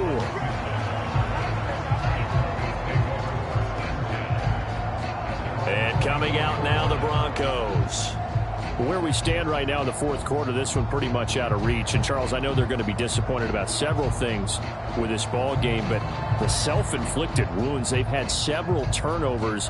You would have to think that's going to be something they're going to discuss heavily in the film session in the coming days. You're absolutely right about that, partner, because they're going to have to sit in that film room and watch every error that they made and figure out how to not do it in the future. And mentally, I think a lot of the guys are already starting to think about, okay, how do we put this behind us and get better for the next time out? This, they'll use as motivation for the rest of the time that they play to hopefully never be in this type of situation again. One thing I think that's safe to say defensively, the tackling's been really good. And because of that, it's been very, very hard for them to move the ball because you're not getting the benefits of run after catch. They're tackling them almost on the spot. That means you have to run extra plays, harder to move it. 2 minutes left to play in this football game here on EA Sports. So it's Bronco football as we get you reset here. And let's see what they've come up with offensively after having time to talk it over. They'll come up on a 2nd and 7 from the 27. From the gun, it's Wilson. Short throw caught by Dulcich. So give him 2 yards there on the completion. And now 3rd down and 6 to go.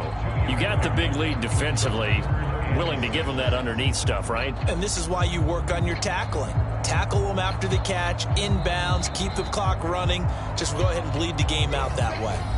Now the Broncos are going to call the first of their timeouts as they'll head to the sideline and talk over what to do next.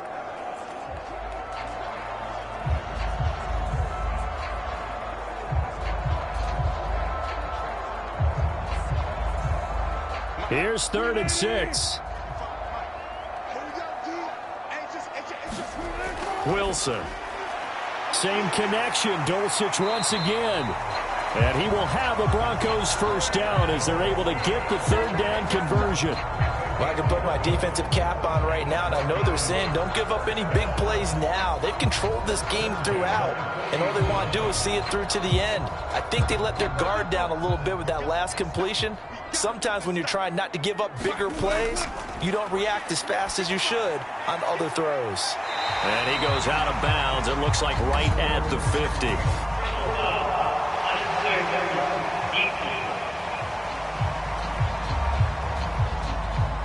A little too much extracurricular there.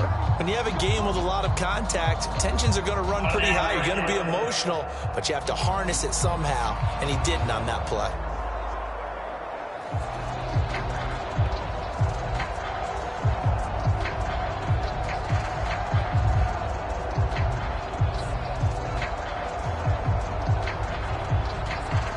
So the yellow flag came out, and that leads to a new set of downs for this offense. 1st and 10. Again, Wilson. This is Hamler on the receiving end. And he'll be brought down at about the 23-yard line. Back-to-back nice plays. 12 yards that time and a first down. That's now 4 completions in a row. A good bounce back following the interception last drive. Certainly not letting it affect him, that's for sure. And we all know interceptions are going to happen. So the big trick, don't let it affect you going forward. Most of the good quarterbacks, they just tell the ball boy, get that one out of the rotation, give me a fresh ball, and let's go. He's got his offense moving again.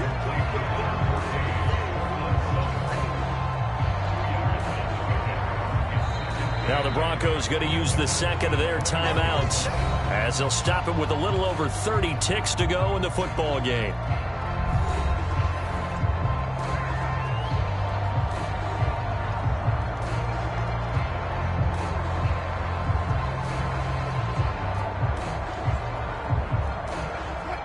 This is 2nd and 8.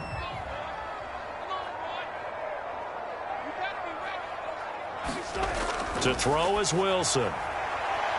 Oh, Sutton, a nice catch. Back-to-back receptions for him, and it's another first down.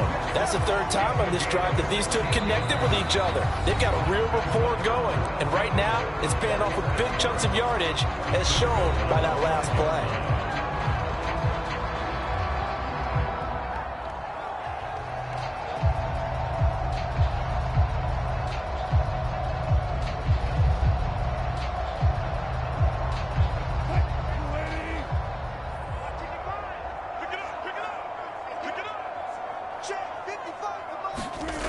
Throwing is Wilson.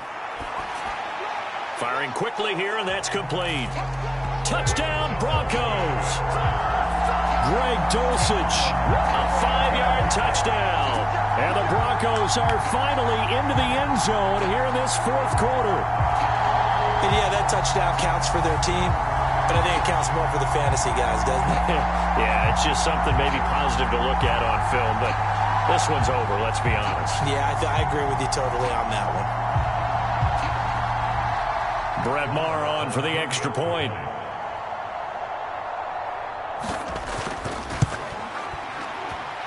It's up, it's good. That'll make the scoreline 20-10. So that winds up a 7-play drive all told. And a Greg Dulcich touchdown reception finished that drive off.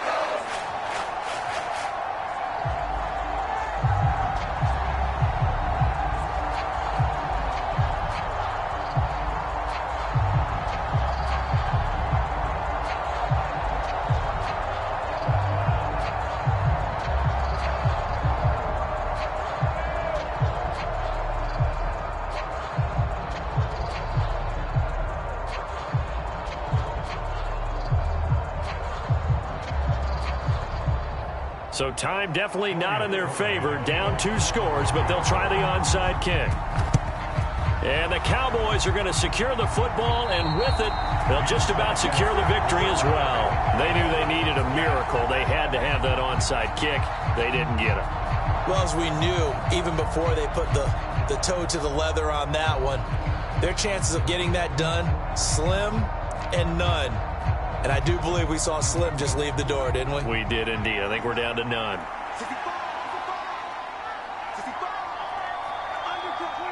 Prescott, he goes down to a knee, and that should just about do it.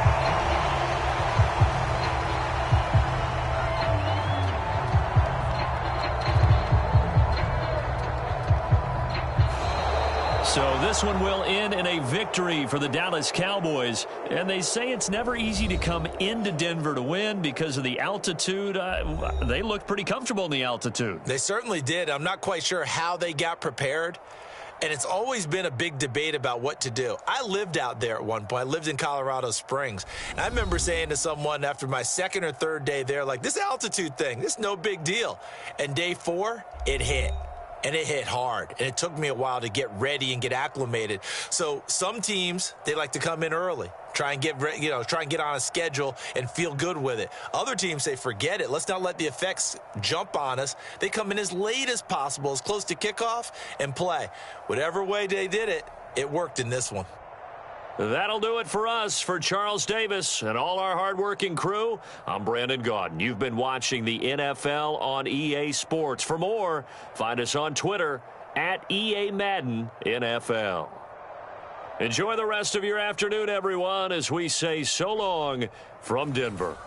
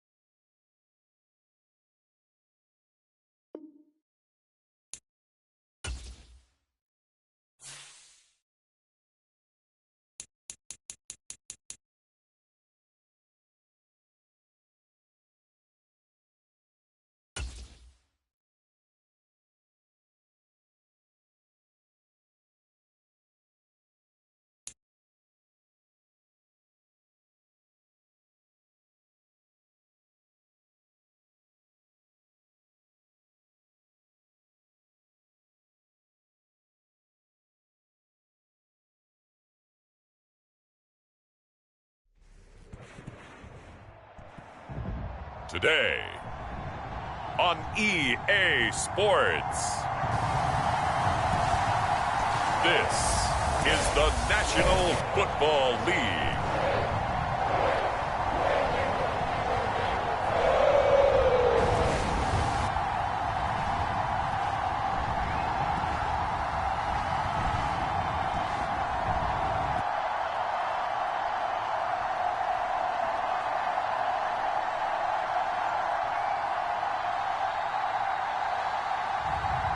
It's the Cincinnati Bengals taking on the Carolina Panthers. From the banks of the Ohio River, there's a look at what's now known as Paycor Stadium here in Cincinnati. Straight ahead, we've got a pretty good one on tap here, as it'll be the Carolina Panthers taking on the Cincinnati Bengals.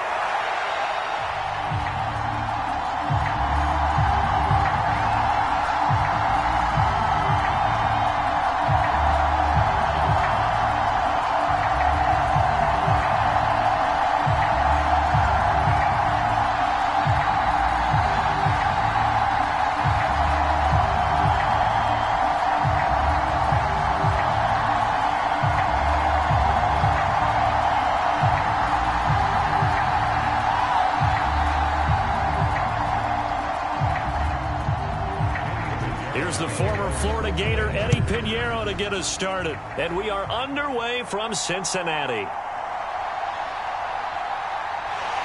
And he's up across the 25 and down at the 28.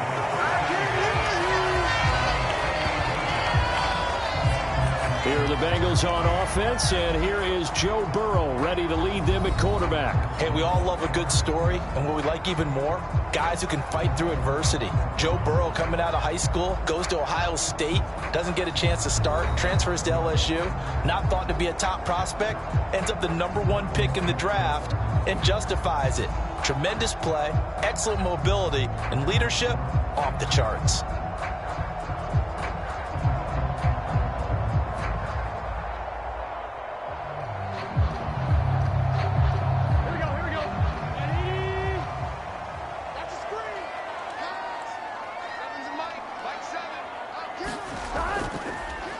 Here's Joe Mixon as they start on the ground. And down right around the 32-yard line, 4 yards on the pickup. I feel like I could see what he was thinking on that carry. Wanted to follow that big tackle through the hole. Ended up only getting 4 yards on the carry. I think he had designs on that one being bigger. 2nd and 6.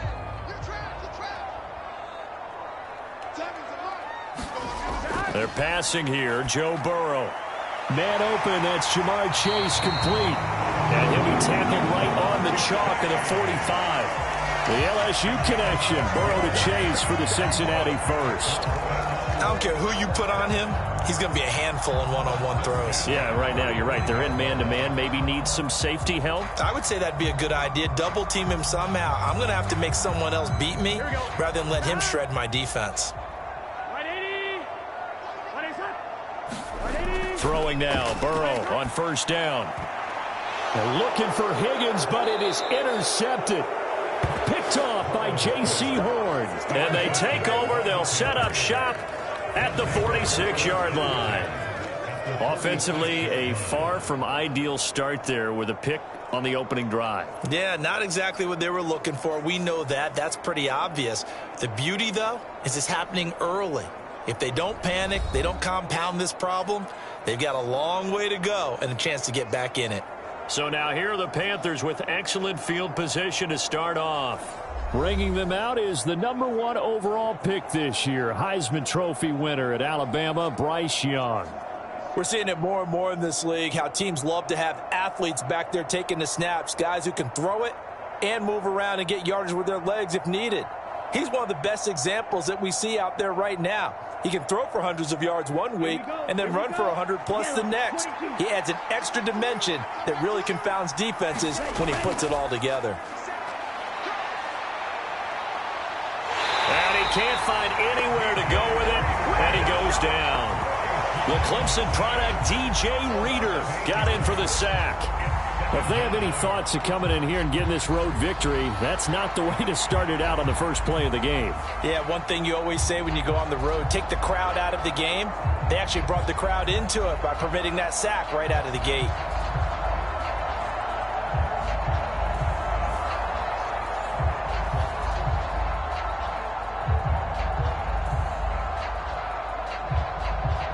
So that complicates things a bit here. 18 yards to go now on second down. Young. And connecting here with DJ Chark. They get 11 back on that one. It leads to third down. You can see the time and effort and thought that they put into their passing game because it was evident right there. It looks like a simple pitch and catch, but you and I both know that they have planned for this and worked hard to make it happen. And now on third down, they'll need to get it to the 36 to pick up the first. Young to throw it. They'll try and set up the screen. It's complete. And he gets it inside the 35 and just shy of the 30. The Carolina passing game definitely in sync. They've got another first down. Well, Charles, it's early, but that's a key third down conversion. Remember, they forced the turnover on the opening drive. Now they're in a position where they look like they'll at least get 3 out of this. A great example of complementary football if they're able to cash this in, isn't it, partner? Because defense does this job, takes it away, turns over to the offense. They just pick up a nice first down there. Maybe it's time to think about taking a shot at the end zone because it looks like the field goal is almost assured. It's Young on first down. Under pressure, and down he goes. They sack him back at the 36. Trey Hendrickson showing off his pass rush repertoire that time. They'll make that a second sack here on their first drive out defensively, and not to get ahead of ourselves, but they're on pace for double-digit sacks at this point. But they're going to have to find a way to tamp that down, aren't they? So if you're the play caller, you're telling your quarterback maybe some screens, maybe some draws, hard count, use your voice inflection a little bit, anything to try and slow that pressure down. So second and long, and got to be careful not to fall out of field goal range. Here's Young from the shotgun. Throwing over the middle, but it's incomplete. The coverage keyed in on him since that last completion his way. He earned a little more attention on that route, and that made it a lot tougher to get a clean throw his way. An incomplete pass on that last play, and that means they'll need to come up with something here on third down. Now here's Young. Open here, Adam Thielen. And he will not make it to that imaginary yellow line as they get him to the ground at about the 23. It'll be a pickup of 13, but it'll still lead to a fourth down. There's another example what defensive coaches constantly preach, not allowing any run after the catch. They give up a few more yards than they wanted to, but they were able to get him down quickly and force a fourth down.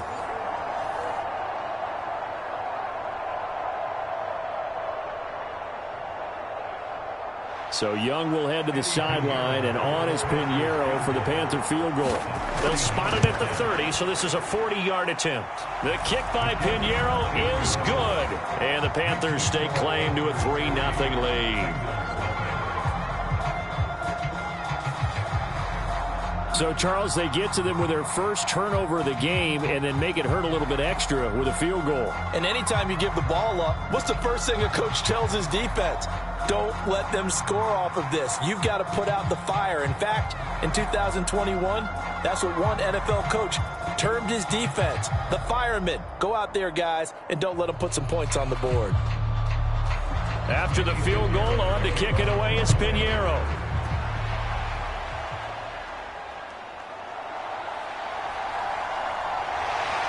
And a decent return out to the 27-yard line.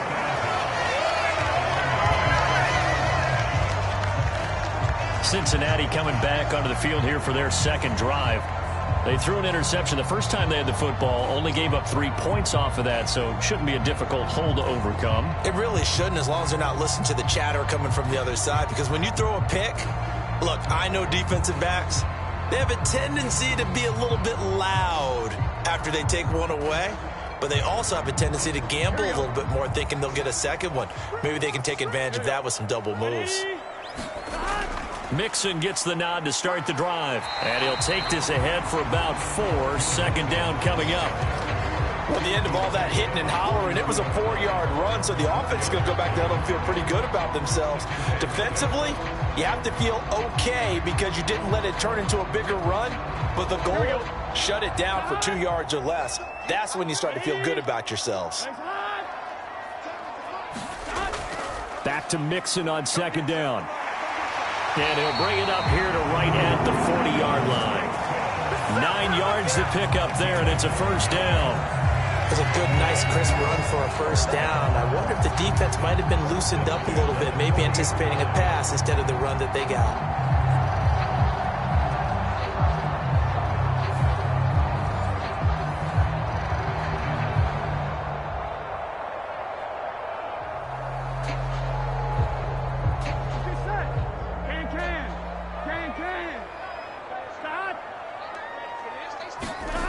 On 1st and 10, Joe Burrow. And this one too low. They'll put a check mark in the box where the defense coordinator was saying, how well can we stay with these receivers if we're in man coverage? Because he just did it on that one, forced the incompletion. That allowed him to get bolder with his pass rush, won't it? Absolutely. Frees up your guys elsewhere.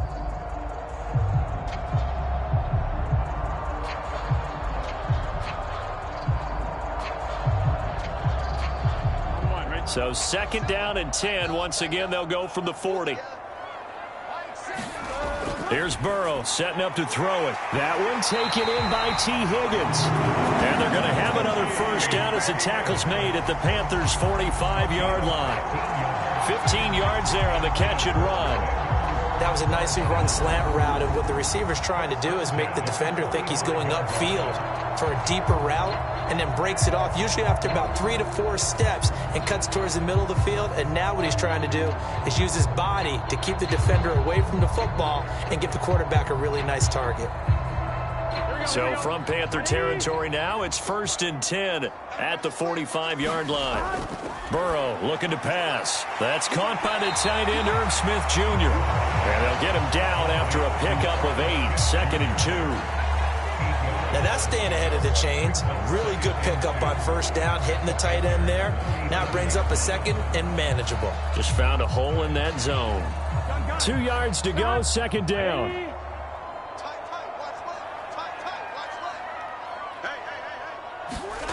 Again, it's Burrow. Dumps it off to Mixon. And he'll be taken down as that will take us to the end of the first quarter of play. 3-0 after 1 on EA Sports. Ready for the second quarter from Cincinnati. It's the Bengals with the football here as they've got it with a 1st and 10.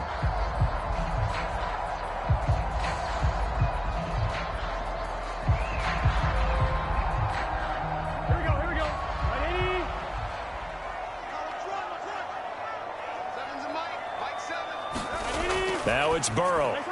Boyd's the target, and he has it over the middle. And he'll go down right on the edge of the red zone following a pickup of about 7 or 8.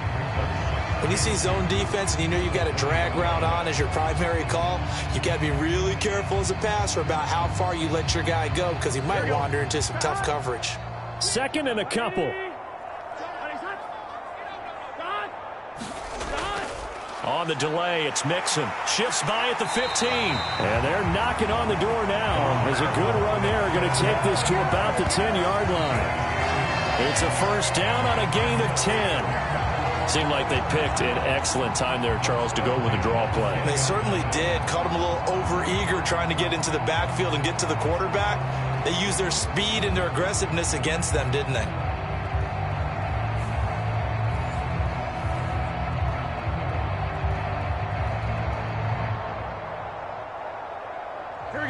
So not quite a 1st and goal. It's 1st and 10 from the 10. Here's Burrow. It's caught on the right side. It's Smith. And that's good for a pickup of 10 yards. And that'll leave him with a 2nd and just a few inches left. Well, coaches always talk about finding balance on offense. I don't think you can get much more balance than this. Big-time run, Big-time pass. A 1-2 combination. Looked pretty good. How about that? Let's see if they can continue to take that kind of a punch, though. On second down, Burrow. And that'll be caught. Touchdown, Bengals. It's Tyler Boyd. A 1-yard touchdown pass. And the Bengals have taken the lead. Bouncing back nicely from that bad opening drive where he threw the interception. Drive number 2 leads him right down the field and into the end zone.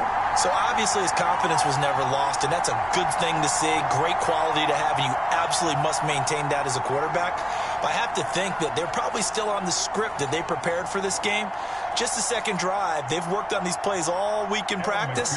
Put them to good use on that one.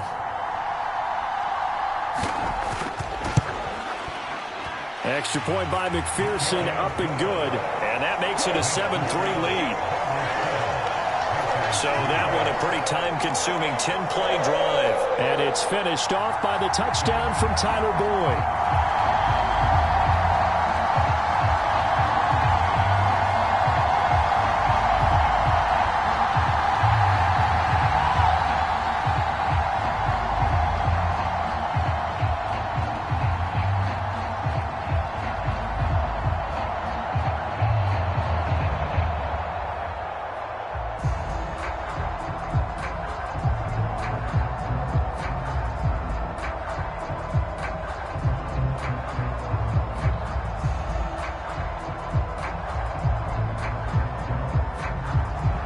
After the touchdown, McPherson on to kick this one away.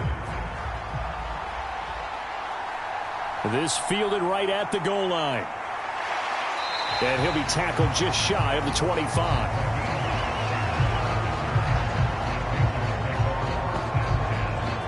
The Panthers coming back out onto the field for their second drive. And last time able to get 3. It's not what they wanted. They wanted 6, but they got at least something. They mustered something out of the drive. They'll take it. I like the way you've described it. Not ideal, but they'll take it. Anything to put some points on the board.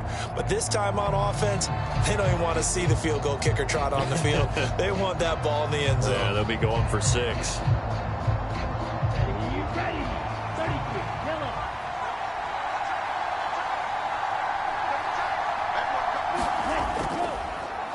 They start on the ground here at Sanders. And able to break one tackle, but then quickly brought down. But a nice little gain. They'd love to just strike back with a touchdown right here. And if it's a long play, so be it. But the main goal, get a couple of first downs. Run some plays, run some clock. Allow their defense to get a chance to catch their breath, settle down, and relax a little bit after they just gave up a score. Second down, back to Sanders. And he'll be brought down right around the 37. A gain of 5, good enough for the first down. 2nd and 2 is prime time for a little bit of a gamble, isn't it? Open up the playbook, go play action, toss that bad boy deep. But in this situation, go ahead and give it to your back. Let him pick up a first down. Keep the sticks moving. Line of scrimmage, the 37 on 1st and 10. Another run with Sanders. And this will be good for a pickup of 9 to the 46. Offensive linemen love creating space for their guys carrying the ball. But when that guy also breaks tackles and creates extra yardage, they almost feel like he's one of them, and they really embrace him. From the 46, here's 2nd down and a yard.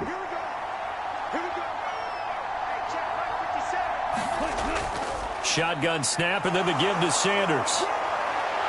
And a pretty athletic run right there as he's going to get this down inside the 40.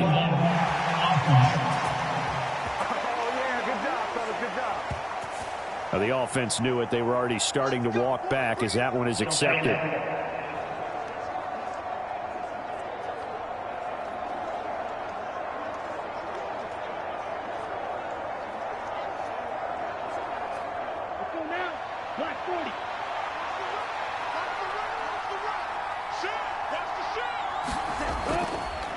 Up the middle they go with Sanders. And he sneaks his way forward only for a couple here. 2nd down. And the big fella stuffed that one up in a big way.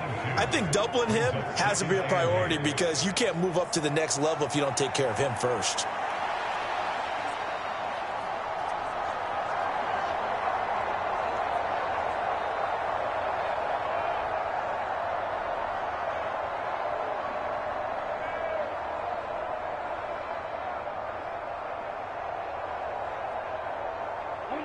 Here's a 2nd and 8.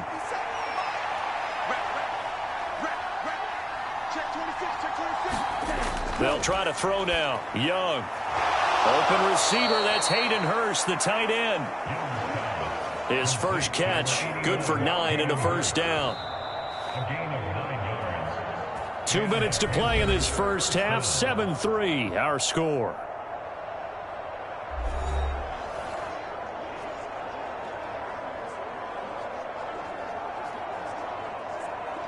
Here we go. 10 flag.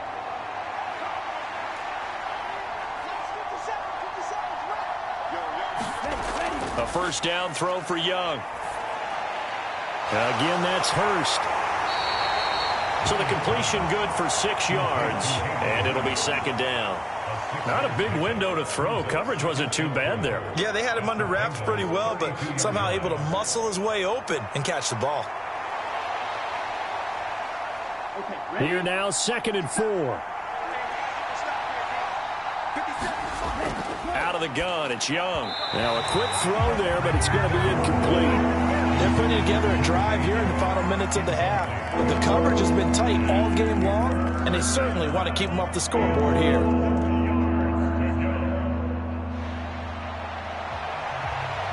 This will be the 8th play of the drive here. 3rd and 4. Young will set to throw. And he's got another first down as the tackle's going to be made at the Bengals' 20-yard line. Give him 11 yards that time and a new set of downs. Well, a lot of times when you get a manageable 3rd down situation like this, you have to think about your tight end, and he comes through for him, picking up the first down.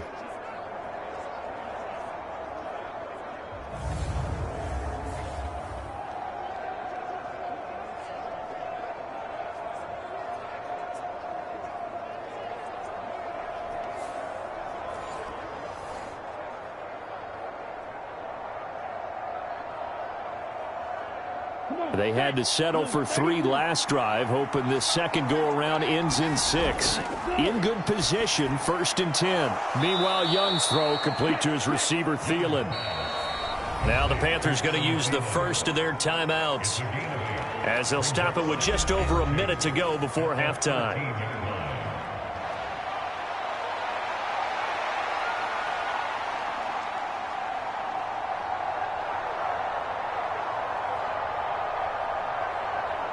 Ahead of the chains now, 2nd and 2. Young now. And on the catch right side, this is Sanders. The Panthers going to use the 2nd of their timeouts as the stoppage will come with a little under a minute to go in this first half.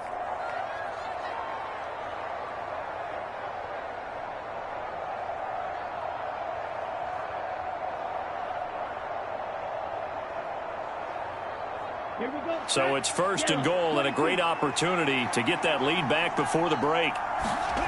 To the air once more, Young. Toward the sideline, intercepted. Picked up by Jordan Battle. And the Bengals are going to have the football at their own 1-yard line. The defense looked geared up to stop the run, but obviously, Charles, they were ready for the pass, too. Yeah, they were hoping they could catch everyone crashing and playing the run, but that was a very ill-advised throw right there. The opportunity, lost. The Bengals going to take over late in this first half. And we'll see how this is played. Offensively, they've got the lead. Not a whole lot of time left. What do you think, Charles? Well, it's tempting to try and add to your lead, but a mistake there, that can change things in a big way. I say go ahead, take the knee, get on out for the half. Get set. Big 13. Big 13. Burrow from his own end zone. It connects quickly to Jamar Chase. Now the Bengals going to use the first of their timeouts as they get the stoppage with just under 50 seconds remaining in half number 1.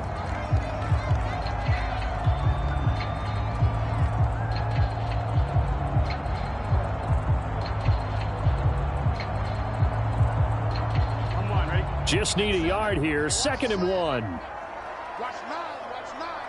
Single. Now Burrow. Here's Higgins out on the right side. The Bengals going to use the second of their timeouts as they'll stop it with just over 40 seconds to go in the first half.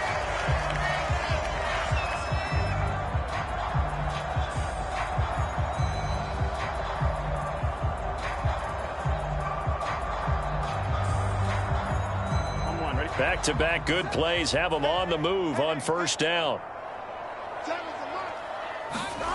Now it's Burrow. Catch is made here by Irv Smith Jr. And they're able to get this one across the 35.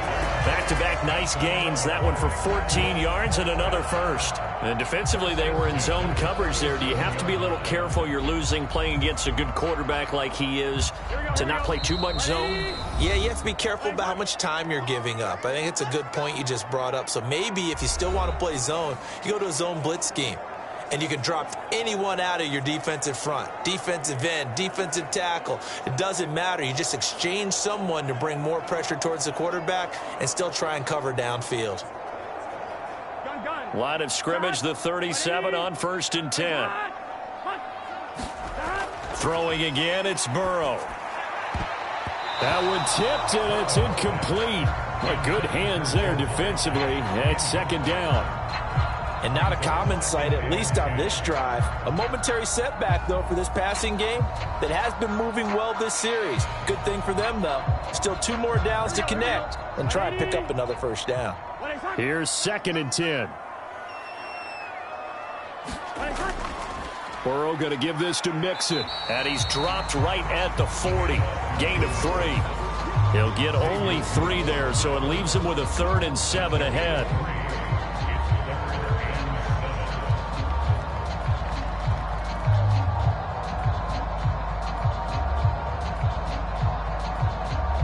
So we've reached halftime here in a 4-point game.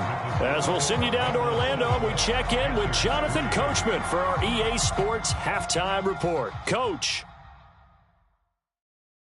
Okay, Brandon, back to you guys in just a moment. But welcome everyone to our Creative Village studios in the EA Sports Halftime Report. We saw a strong first half out of the quarterback, Joe Burrow. He has a touchdown pass, and that amounted to the only touchdown of the game for either team thus far.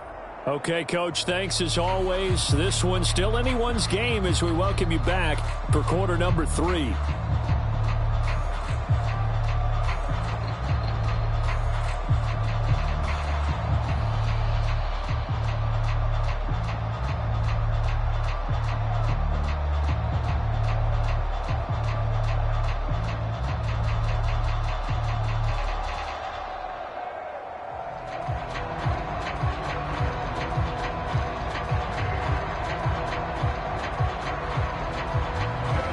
The Panthers going to get the football first, trailing here as well as we resume play in this second half. And we will not see a return to start the half as this will be a touchback. But the Panthers going to take over here to start quarter number 3. Charles, it'll be interesting to see what adjustments this offense made in the locker room. Haven't really been able to get anything going offensively, virtually nothing in the ground attack either. So certainly something has to change here in quarter 3. And I'm pretty sure their friends from the defensive side of the ball told them exactly that, because those guys, the stop troops, they've been playing pretty well, and they've kept them around in this game. Now, they've got some time. The running game struggled in the first half. Opposition knows how to focus on defending the pass here. They've got to re-energize that ground game and maybe open things up for a comeback here in this half. And that throw behind his man, he missed him, incomplete. He shook his head right when he released that throw. He knew it was going to be a little off target. Yeah, the excitement got him on that one. Wasn't able to control the fact the receiver was open, and it would have been an easy throw. An incomplete pass leads to 2nd and 10 from the 25. Sanders here as they run out of the gun. And he's taken down but able to slip across the 35. The Panthers have the first. It's a gain of 12. The more football I watch, the more I want to check and see if teams are going to panic when they're down on the scoreboard. And this team has shown no signs of doing that. A lot of the time, they come out after the half. Things haven't worked so well in the first go-around. They want to throw the football like crazy. But the way to open up throwing the ball is to run it, and they've run it well here to start the second half. Line of scrimmage, the 37 on 1st and 10. Now Young. The Bengal pressure gets him that time. Down he goes. There for the sack, B.J. Hill. Hindsight is 20/20, partner. Maybe they should have kept it on the ground again. Well, it almost looked like the O-line was run blocking again. I mean, they opened up a big hole last time. This time they opened up a hole, and the quarterback got sacked.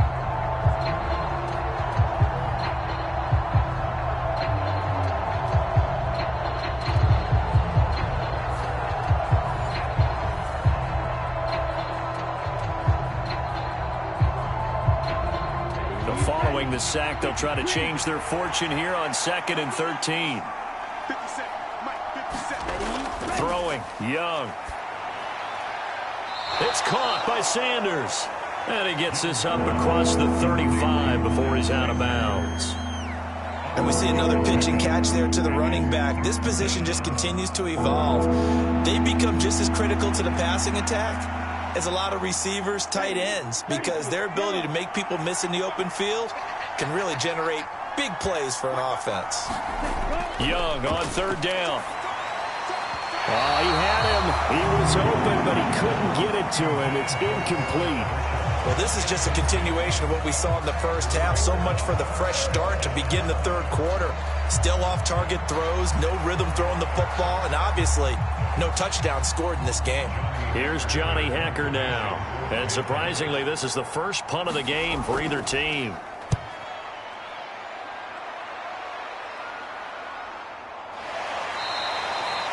$39 yards on the punt, just 2 on the return. And the Bengals take over 1st and 10. Now we take a glance at the offense as they work their way back out for their first possession of the second half. Their defense has done the job. Now it's the offense's turn as they've got it 1st and 10.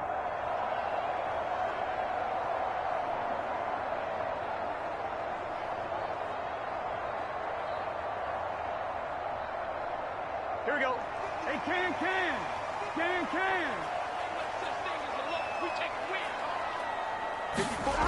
From the shotgun, Joe Burrow. And that's going to be incomplete. Too tough to hold on to that one. It's 2nd down. We saw this a lot in the first half, and it continues. These receivers just not able to get much separation. So that means they have to win the 50-50 balls. They've got to go up with the defender and find a way to start coming down with them. And this time, contact and another incomplete pass.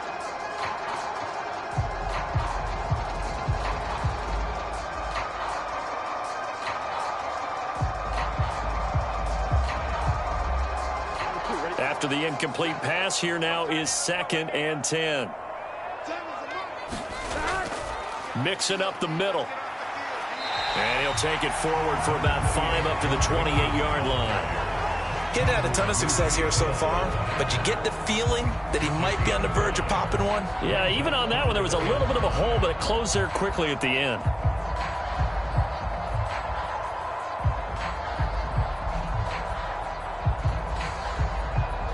They'll need 5 on this play to move the sticks. Burrow will throw.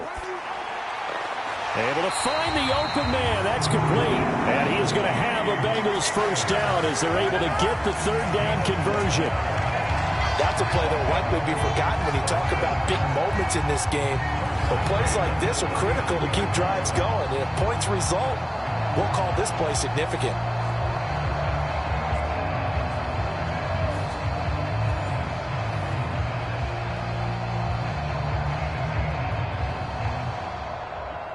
So from the 39 now, they'll come up on a 1st and 10.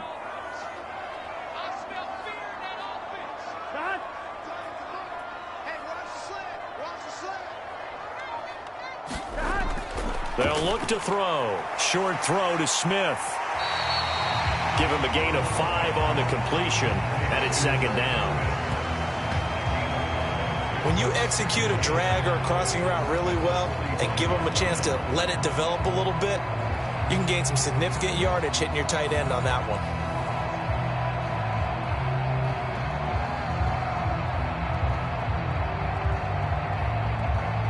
Ball placed at the 45 for 2nd and 5. Looking to throw. Quick slant caught by Chase. Oh, he faked it with a juke. Now he's got some room. And all the way in for a Cincinnati score. Jamar Chase, 55 yards as his guys are able to extend their lead.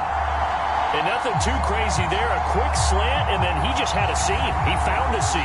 And when you hit it on the run like that, and I mean the pass right to the receiver who's already in motion and moving, sometimes he just takes it and runs away from everyone else. And he ran it into the end zone. And the defense, they've got to adjust there quickly. That's tough on them. That's really tough because everything was executed well. Ball was out of his hands quickly, into the hands of the receiver, and then he was gone. extra point by McPherson, up and good. And that pushes the lead up to 11.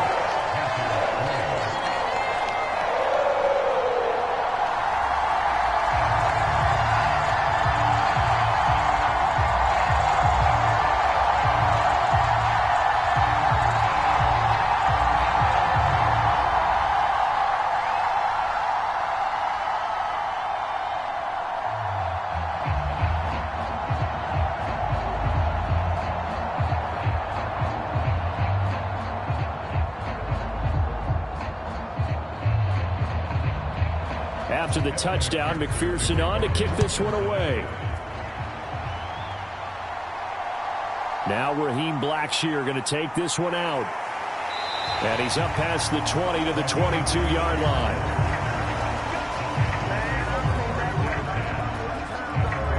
Now the offense for the Panthers here getting the football back. They trail now 14-3, an 11-point deficit as they start things out with a 1st and 10.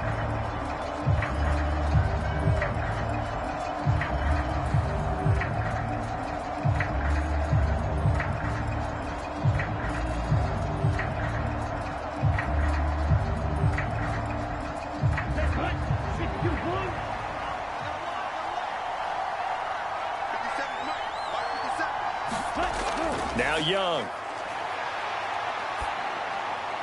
He'll find Thielen working the middle. And he's brought down, getting this one up to about the 35. First play of the drive going for 14 and a 1st down. And that's one of the better plays we've seen this offense put together so far. They haven't been able to get on track much at all. But listen, they're only down a couple of scores with the rest of this quarter and the entire 4th remaining. So, stranger things have happened. 1st down, Young. That one complete. He finds Shark. And able to get this one across the 45 before he's brought down. Give him 10 there. Good enough for a Panther 1st down. A couple of 1st downs right in succession. And this is an offense that could really use a good drive. And they're off to a fast start here.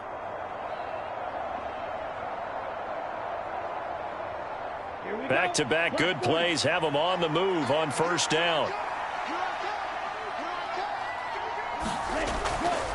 On 1st and 10, it's Sanders. He'll be taken down at the 48 for a pickup of 2 yards. This is what happens sometimes when you abandon the running game. It's hard to get back to it because once guys get out of that mentality of firing out and hitting people, hard to get them started again occasionally. 2nd down and 8. Here is Young.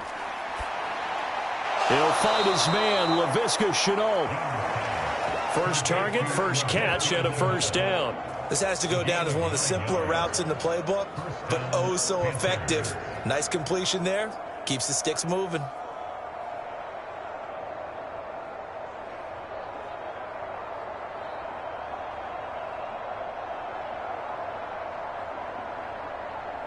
Still in search of their first touchdown of the game, but they're on the move. 1st and 10. They'll run with Sanders up the middle. And he's going to take this ahead for right around 3 yards, but no more than that. 2nd down. Not a huge carry there on 1st down, but not all of them will be. But still, all in all, a positive play for the offense. It's all about picking up at least a few to set up what you're going to do here on 2nd down. Ball on the 40 now. Here's a 2nd and 7. Looking to throw, Young. Short throw underneath to Hurst. And give him 6 yards here as he stopped near the 35 at the 34. So they'll get a little extra time to come up with his third down play as we played 3 quarters. This is the National Football League on EA Sports. Back now in Cincinnati. It's the Panthers in possession of the football, but facing a deficit here as we get to the 4th and final quarter of play.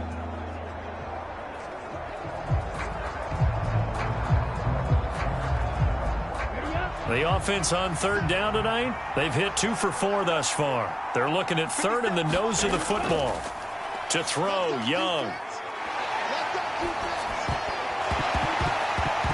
And that's going to be incomplete. The contact there enough to jar that ball free, and it brings up 4th down. Even without a ton of pressure in his face, it just shows how difficult it is to pick apart his own defense. Those guys are sitting back, and they're not playing receivers as much as they're playing the eyes of the quarterback and when he delivers the ball.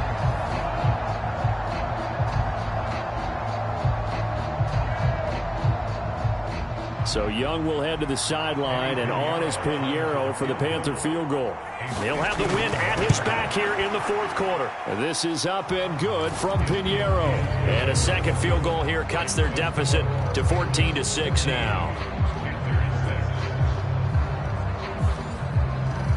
All right, so they needed 2 scores to get back in the game. The field goal there, maybe not exactly what they wanted, but the necessary first step. There's still time remaining, and there's enough time to get it done. They've got to get at the least a 3 and out here to get the ball back, preferably a takeaway.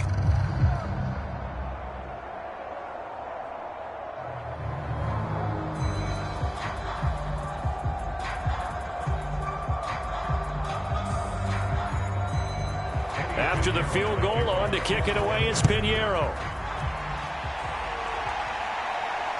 And here comes a return from just beyond the goal line.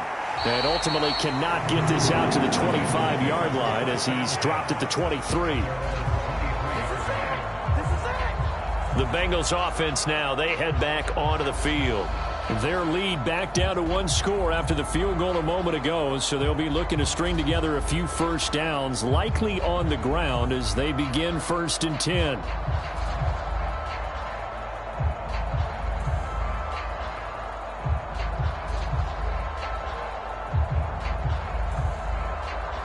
Here we go.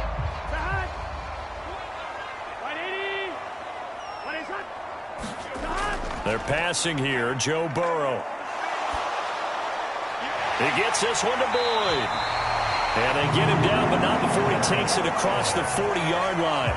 This drive starting off on the right foot, 18 yards. And these guys certainly are not hiding what their intention is. They're absolutely showing it. They're definitely not going to sit on this lead here in the 4th quarter.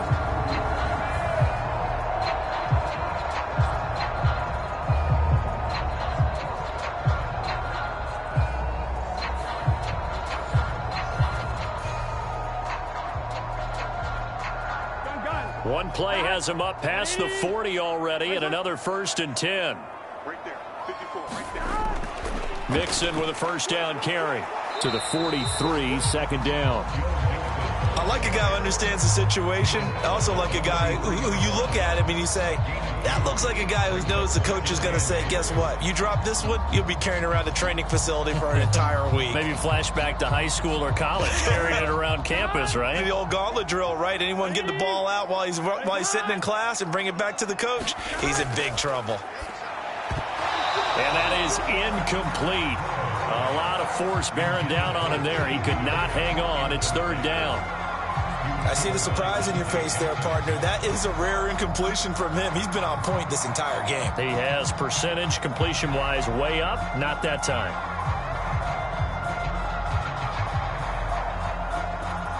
So the failure to connect on 2nd down, that leaves them staring up here at a 3rd and 8. They're going to look to throw. And that one to the right side and incomplete. Critical play in this football game, because if they pick up the first there, that clock keeps rolling. Has to be a little frustrating for them because they know that if they pick up a first down there and continue to eat away at the clock, really increases their chances of closing this one out. Now they're likely going to have to give the football up and sweat it out on the sideline. The Bengals bring out their punter now as he's on to punt for the first time this afternoon.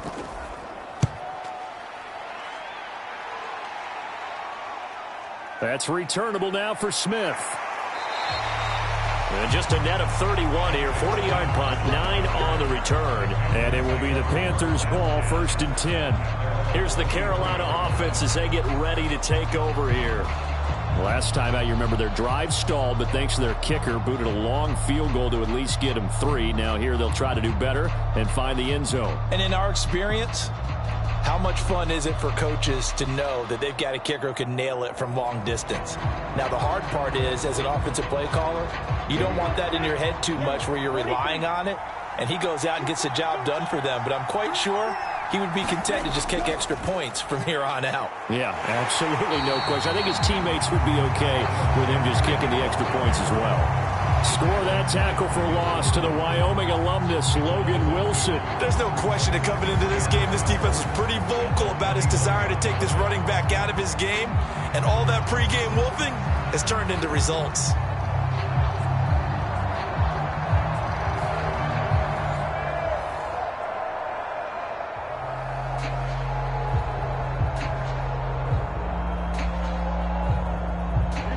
The opening play of the drive goes backwards. Now they'll come up on 2nd and 12. They'll go again with Sanders. And he'll be tackled at the 23 after a gain of 3. Not the start to the drive they were looking for. That run doesn't do much at all. No, not at all. And it leaves them with 3rd and long. And you know, this is the time of game where these drives really start to matter. They've got to make some moves. They'll come to the line here needing 9 yards to pick up the first. Young. He's got his target. That's complete. And he is going to have a Panthers first down as they're able to get the 3rd down conversion. This possession means so much for them. They've got to focus on this drive and find a way to make this a one-possession game. Yes. Got to get a score. Yeah, so good with a field goal. Don't necessarily need a touchdown.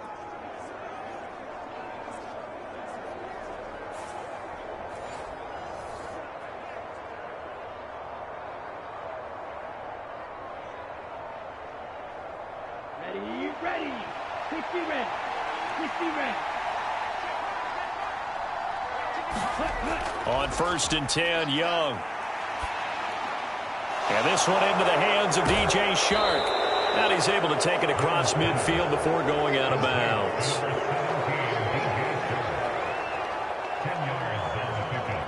It's 2nd and inches at the 48-yard line. Options galore here. 2nd and a few inches. Now here's Young.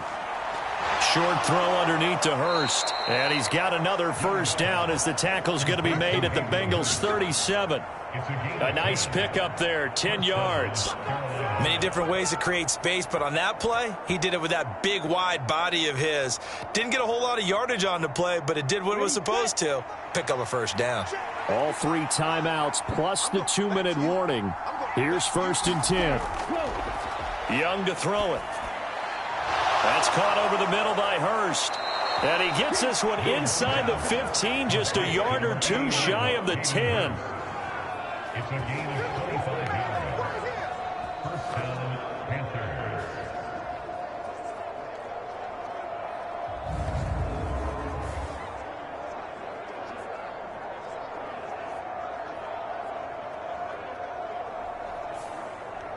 Fourth quarter, down to the final 2 minutes, and we've got a 1-score game.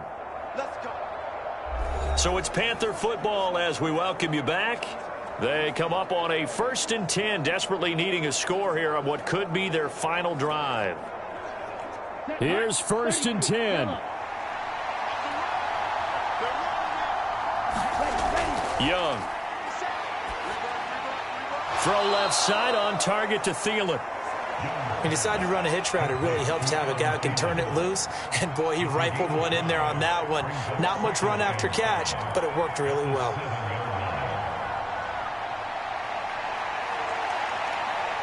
They'll come up now on second down. Here's Young.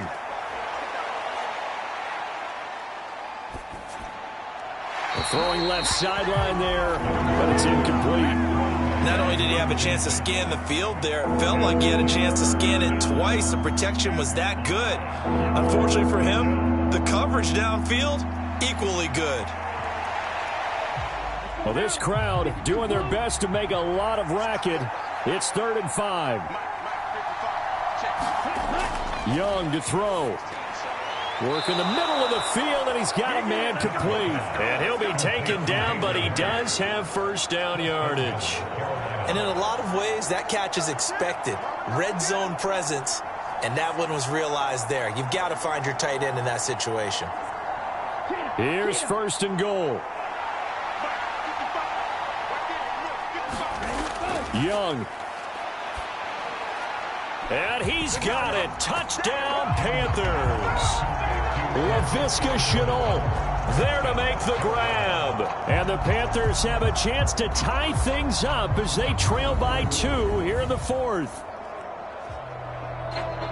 Well, with this rookie QB, we talk a lot about his ball placement and how good he can be at laying it right in there. I think we just saw, Charles, though, the strength of that arm. That was an absolute rifle for the completed touchdown. It absolutely was, and let's face it, you think he was really ready to get that first touchdown? Absolutely.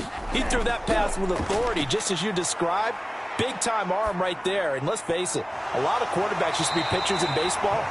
The fastball was usually their best pitch, and we saw it there.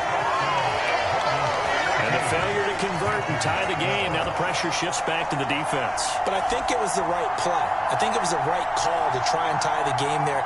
Kick an extra point, you're still down 1. What's the sense? I like what they did.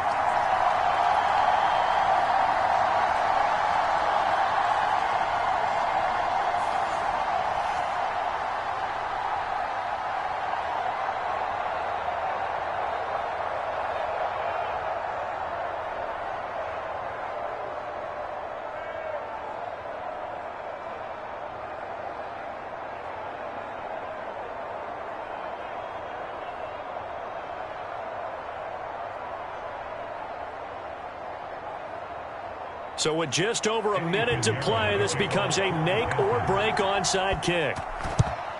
And this is going to be snuffed out. The Bengals recover. A tough one there. They certainly wanted that one. They needed it, but they didn't absolutely have to get it. They still do have 3 timeouts. You're exactly right. They had to attempt it. But even though they didn't get it, as you noted, with 3 timeouts, if they can get these stops on defense, all hope is not lost. Now this Bengals offensive unit ready to see what they can do here. And this game not quite in hand yet. We'll likely see all 3 timeouts defensively and then reassess where we are.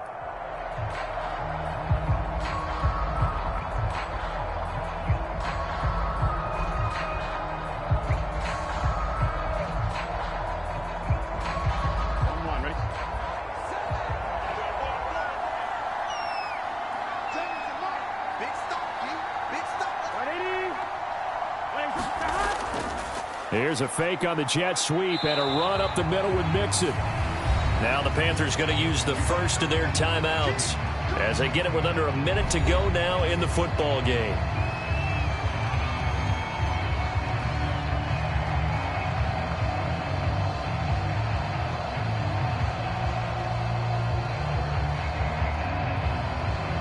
So 2nd and 9, and you'd have to figure just about all 11 probably crashing the line here.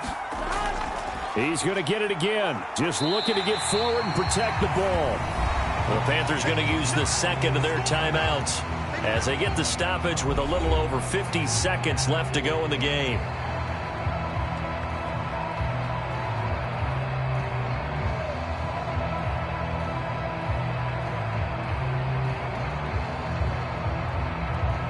Here's 3rd and 3.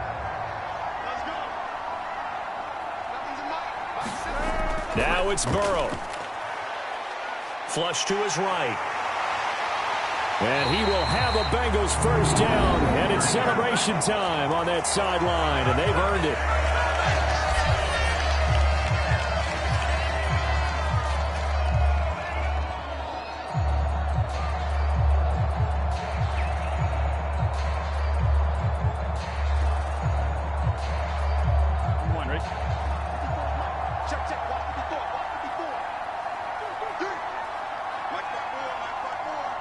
The Bengals go down to a knee in the victory formation.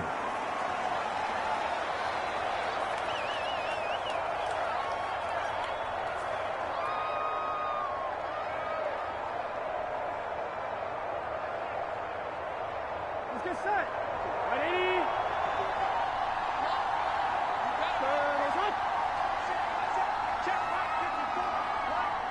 Burrow down to a knee, and that should be the final act of this one. What a ball game this was. What an atmosphere this was. And the home team getting the late touchdown, getting the victory, and now everybody in this building can file away with smiles on their faces. And what do real estate people tell us all the time? It's location, location, location. So being at home, that can be a big deal because, remember, they were down to their final chance to retake the lead. That home field advantage, I think it helped fuel all of what happened for them down the stretch. A huge win.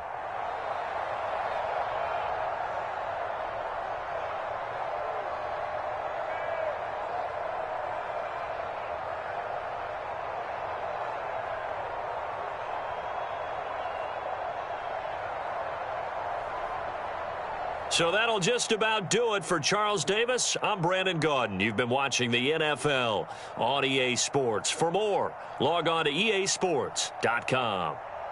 It's a win for the Bengals as we say so long from Cincinnati.